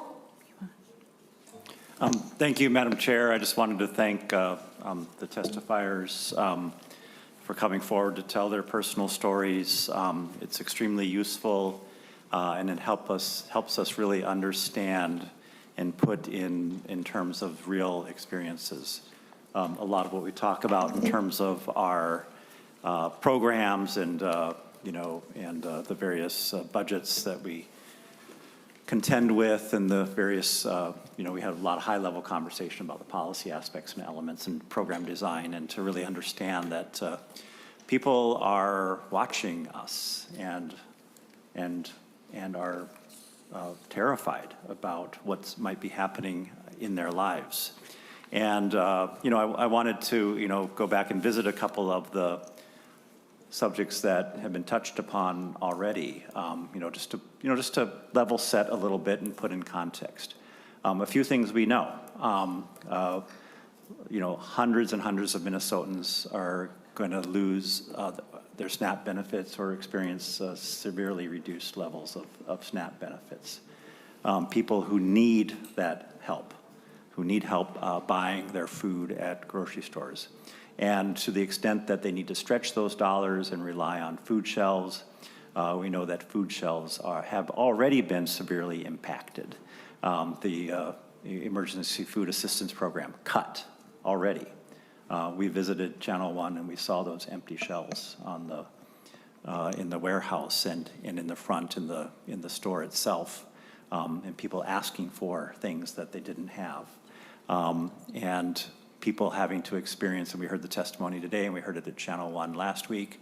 When people do show up at the food shelf, they're allowed to take away significantly less food. We heard about inflation. Some finger pointing on inflation. The truth of the matter is that inflation that we experienced previously was attributable to the Russian invasion of Ukraine, as well as the COVID benefits that were provided. And what was the alternative? Not to provide the COVID benefits. And what happened with those COVID benefits, of course, is a lot of private companies made the decision to jack up prices and keep those prices high. And now we're seeing inflation running away. And what's that attributable to? And I'm not pointing fingers. I'm just stating the economic facts. Tariffs and chaos in our economic system that we've seen transpire just in this year. And so, 25% increase in the price of chicken and dense proteins and across the board, fresh fruit. We saw the elimination of the EdSNAP program, which is so incredible. I've visited some of these places where they have kitchens and they bring people in and they talk about good food and how to prepare it and how to provide for their families. Absolutely, the error rate is something that we should improve. The fact is we're just barely over that line, and to have the federal government respond with punitive measures and punishment. If you look at the Vilsack letter, that was a hand, extended in help. Minnesota's doing great. They're a little bit above the error line. Let's do what we can to improve it. What does the big bill say? It says, we're going to shift administrative burdens, and we're going to make you pick up a great deal of this expense. So not only are we knocking people off of SNAP, we're going to add additional punitive measures to make it harder for the people in your state to get what they need. And so I would just invite everyone here to listen with an open heart and an understanding of what the implications are going to be for people who need this support. They need food. It's the basic thing that we should be doing for folks, and the implications for the grocery stores and the potential that we're going to see grocery stores closed and the food shelves for when SNAP isn't getting us far enough, and the farmers who participate in both the TFAP and the local food programs and the implications for them. We need to understand, so let's just listen and understand and take the information in and work together to try to solve some of these problems. That's what the people at this desk right now are asking us to do. Thank you, Madam Chair. Senator Nelson. Thank you, Madam Chair, and I appreciate the hearing today, and I also want to thank all who came and shared their concerns. And I would say Dan is very fortunate to have such engaged parents who are able to be helpful. And I just want to maybe kind of level set some of the things that we heard today. And I get concerned when I hear like SNAP is going to be cut. We know how important that is. And I just want to be very clear that SNAP, I think the key thing is we need to make sure that SNAP is not going away. We need to make sure that these resources that you have heard all across our state are so well managed, distributed, with dignity and respect, and meeting these very real food insecurity needs. The one thing I would say is there are, now this is all federal, so as what we can see right now is there aren't any federal cuts to SNAP. We don't want there to be federal cuts to SNAP, but we do want to make sure that SNAP continues on into the future. We want to make sure that the dollars are getting to the people who need and use those SNAP benefits. And so but I will say, so I would be shocked if there were actual cuts to SNAP. There should not be. There are work requirements, as I understand it, but as I noted, there are exceptions. And so I'm sure those will play out. But there is something that is even more concerning to me when it comes to food insecurity for my constituents. And I want you to know that during this hearing, I have had one of my constituents following and saying, please call me. Are there going to be cuts to SNAP? We want to make sure that does not happen. So we have to make sure it's sustainable. But there is a concern, and I mentioned that as we started the hearing, actually, and that has to do with the government shutdown, which is where we are right now with that federal government shutdown. And we'll let people determine, fault. We had some of our own members try and get into whether it's a Republican's fault or Democrat's fault. But the problem is people will figure that out themselves. That's not our job to speak to that. But what I would say is it is concerning because there are 4 things that this government shutdown, how it will affect food insecurity. And one does have to do with SNAP. And the concern is the government shutdown has the potential to disrupt SNAP benefits for families, maybe a lack of funding, but it's not clear there. But certainly you mentioned the delay in processing, and the delay in processing benefits can cause an issue for Minnesotans. So we have to watch that, especially as my colleague mentioned, we've seen high food prices as well. And as we noted today, there's a lot of confusion about SNAP. And I think it's important for us as state policy leaders to focus our comments on the facts. And so I think that is important. And we did hear a lot about TFAP and how important that emergency food assistance program is.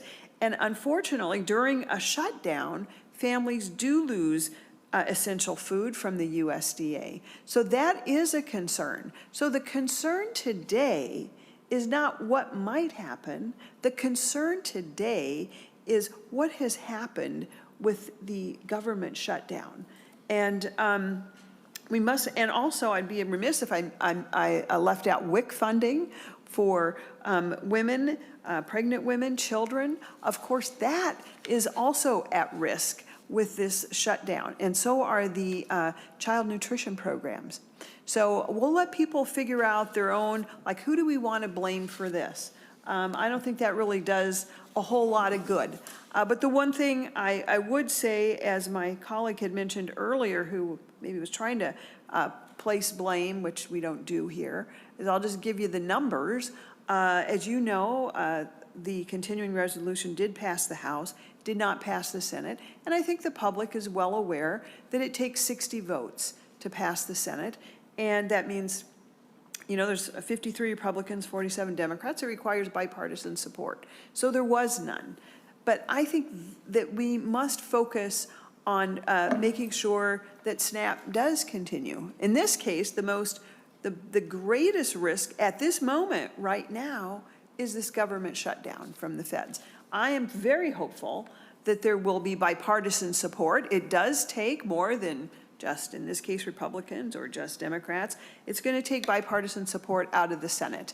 And we're hopeful that going forward, and maybe even today, Madam Chair, the hearing that we have aired today will let our federal senators who would have an opportunity to vote to continue the resolution, to make sure that the importance of making sure people get the food that is so essential, that SNAP continues.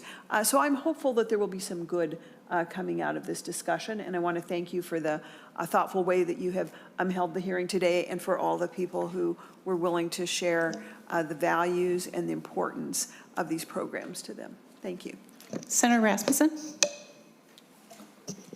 Thank you, Madam Chair, and I also am grateful for all those who have come and shared their stories, their testimony, the information and data that this committee reviewed today. I do think there was one really important piece missing from this conversation, and my hope is that at a future hearing, perhaps our next one, that we could have a representative from the Walz administration, I think specifically DCYF, come in and talk about their plan to reduce Minnesota's error rates. Because I really view this as a program integrity issue and a program integrity failure at the state level. And we heard today from the counties that they need better technology to get these error rates down, to be able to match some of our peer states, our neighboring states, who have been able to get lower than that 6% error rate. And that's important, not just for the federal funding and the shares, but it's important for the Minnesotans that SNAP serves, and to make sure that people are getting the benefits they're entitled to, and to make sure that this program is sustainable going forward so that individuals who need SNAP benefits can receive SNAP benefits. And this is something that is not partisan in nature. We had the Biden administration last year ask Minnesota to work on a plan to get to 6%, and that's what the state is being asked to do here today. And so I would love to have DCYF come and talk about their plan to meet that goal so that we don't have to have a higher cost share at the state level for this important program. Thank you. Just to that point, which I completely agree on, there is the administrative cost shift that is coming regardless of the error rate, from 50% cost share down to 25% cost share. So just flagging that that is coming. We can't do anything to change that. It has nothing to do with the error rate. I agree with you. We should find all the ways possible to keep the rest of it. But that is coming regardless. It was just part of the bill. Senator May-Quade. Thank you, Madam Chair. I want to thank all three of you for coming, and I want to thank any of the previous testifiers, whether it was, from the professional experience or the personal experience. I come to this work through a passion for ending hunger and food insecurity. It's why I ran in the first place. I've served on the board of Hunger Solutions. It's, a lot of the bills they talked about up here today, those are my bills. I'm very excited about that. But I really want to pull this committee out of most of our privileged places, which is none of us are experiencing food insecurity right now. None of us are. And it's so easy to just casually toss off words like, well, we can just fix this system, we can do that. People are hungry. You can survive 3 weeks without food, period. I'm a mom, I have a 3-year-old, she is in her berry phase of life. And if I don't give her what she wants, she won't eat. And I can't control that, she's 3. And there are parents today who are scared, who have hungry kids, they're hungrier themselves.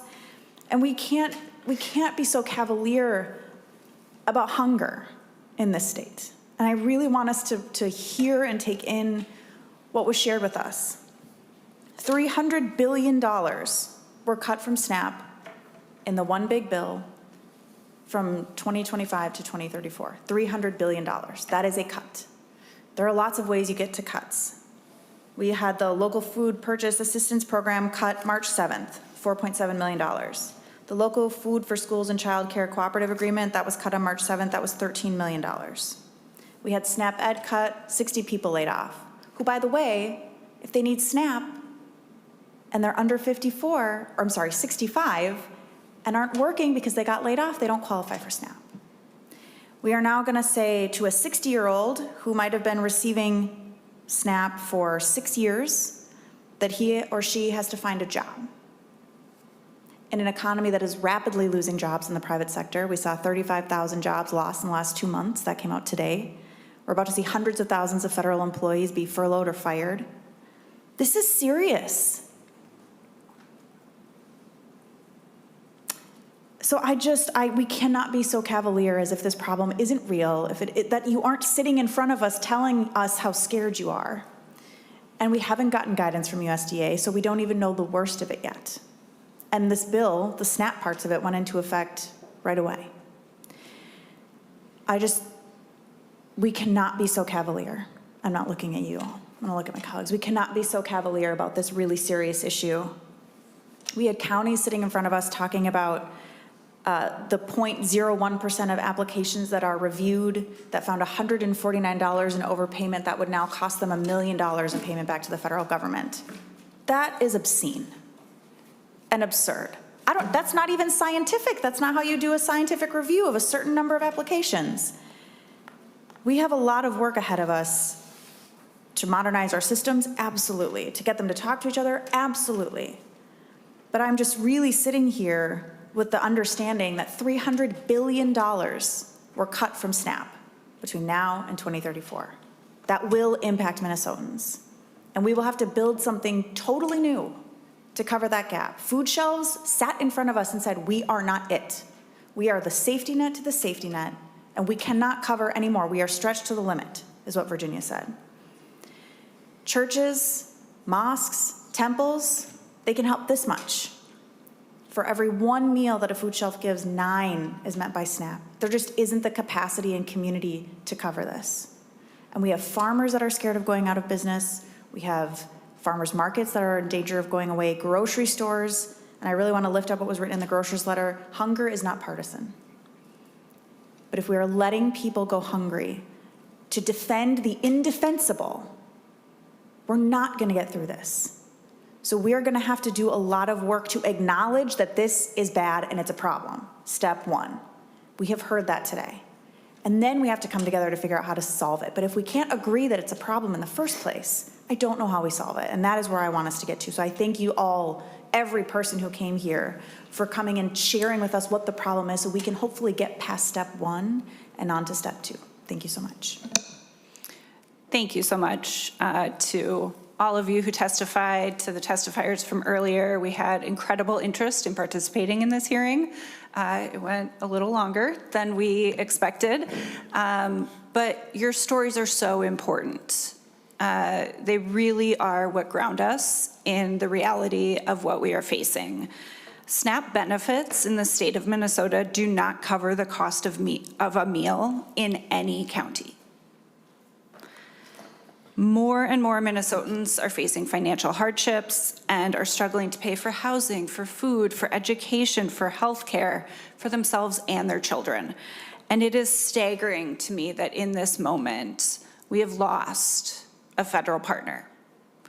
It was a choice that they made, but to us, it means the loss of a partner that we can count on, and it means we as members, as a community, as a state, have to figure out how we are going to support each other through this difficult time, because this is not in a bubble, right? Like, a cut to SNAP does not just affect the person who is getting that food resource.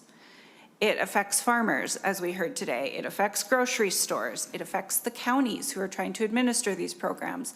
It affects people's jobs who work in those grocery stores, who work at the U, who work in this space. There's a thread that connects all of this. And, you know, as the housing chair, like, I also know that when people do not have enough food, like, that's the first thing to go. That's the first thing people give up. But the inability to pay housing comes next. And as people start to lose stability in one thing, it can just spiral and create huge crises for us. So keeping people from hitting that crisis point, getting them help in the short term so that they don't hit a crisis point, is really what these programs are supposed to do. And we were at the food shelf the other day, and one of the women said it, that this is the safety net to the safety net, these food shelves and food banks, and they are stretched too thin. I think you said that earlier, Senator Dibble. We have to think about the ways that we can pick up the slack in losing such an important federal partner. And I will just end, I will say the last thing, the thing that's gonna stick in my head after this is actually something you said, Dottie, that it feels like the survival of the fittest.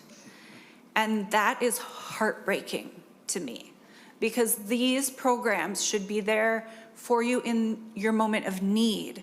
They should be there to help lift you up. They should not feel like an obstacle course you have to run through to try to get to the help at the end.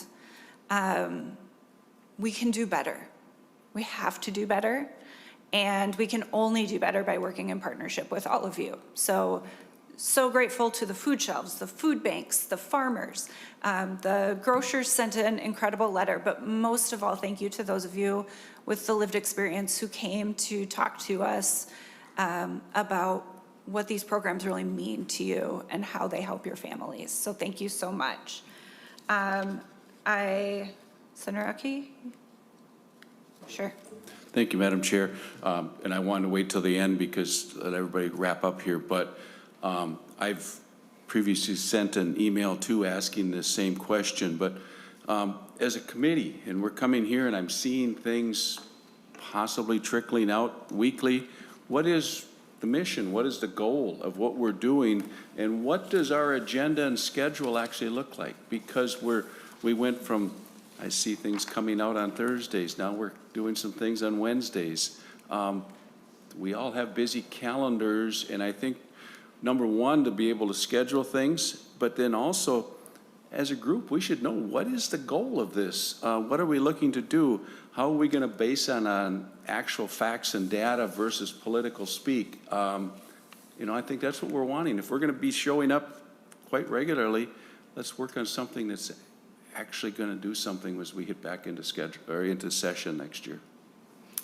Thank you. I'm not sure there was a question in there, but I will say, you know, for me today, hearing directly from people impacted by these programs, hearing from the counties about what their struggles with implementing these changes will be, and hearing from the safety net that is going to be called into service because the government isn't going to provide the resources that it normally does, was helpful to me in understanding what our job as legislators will be.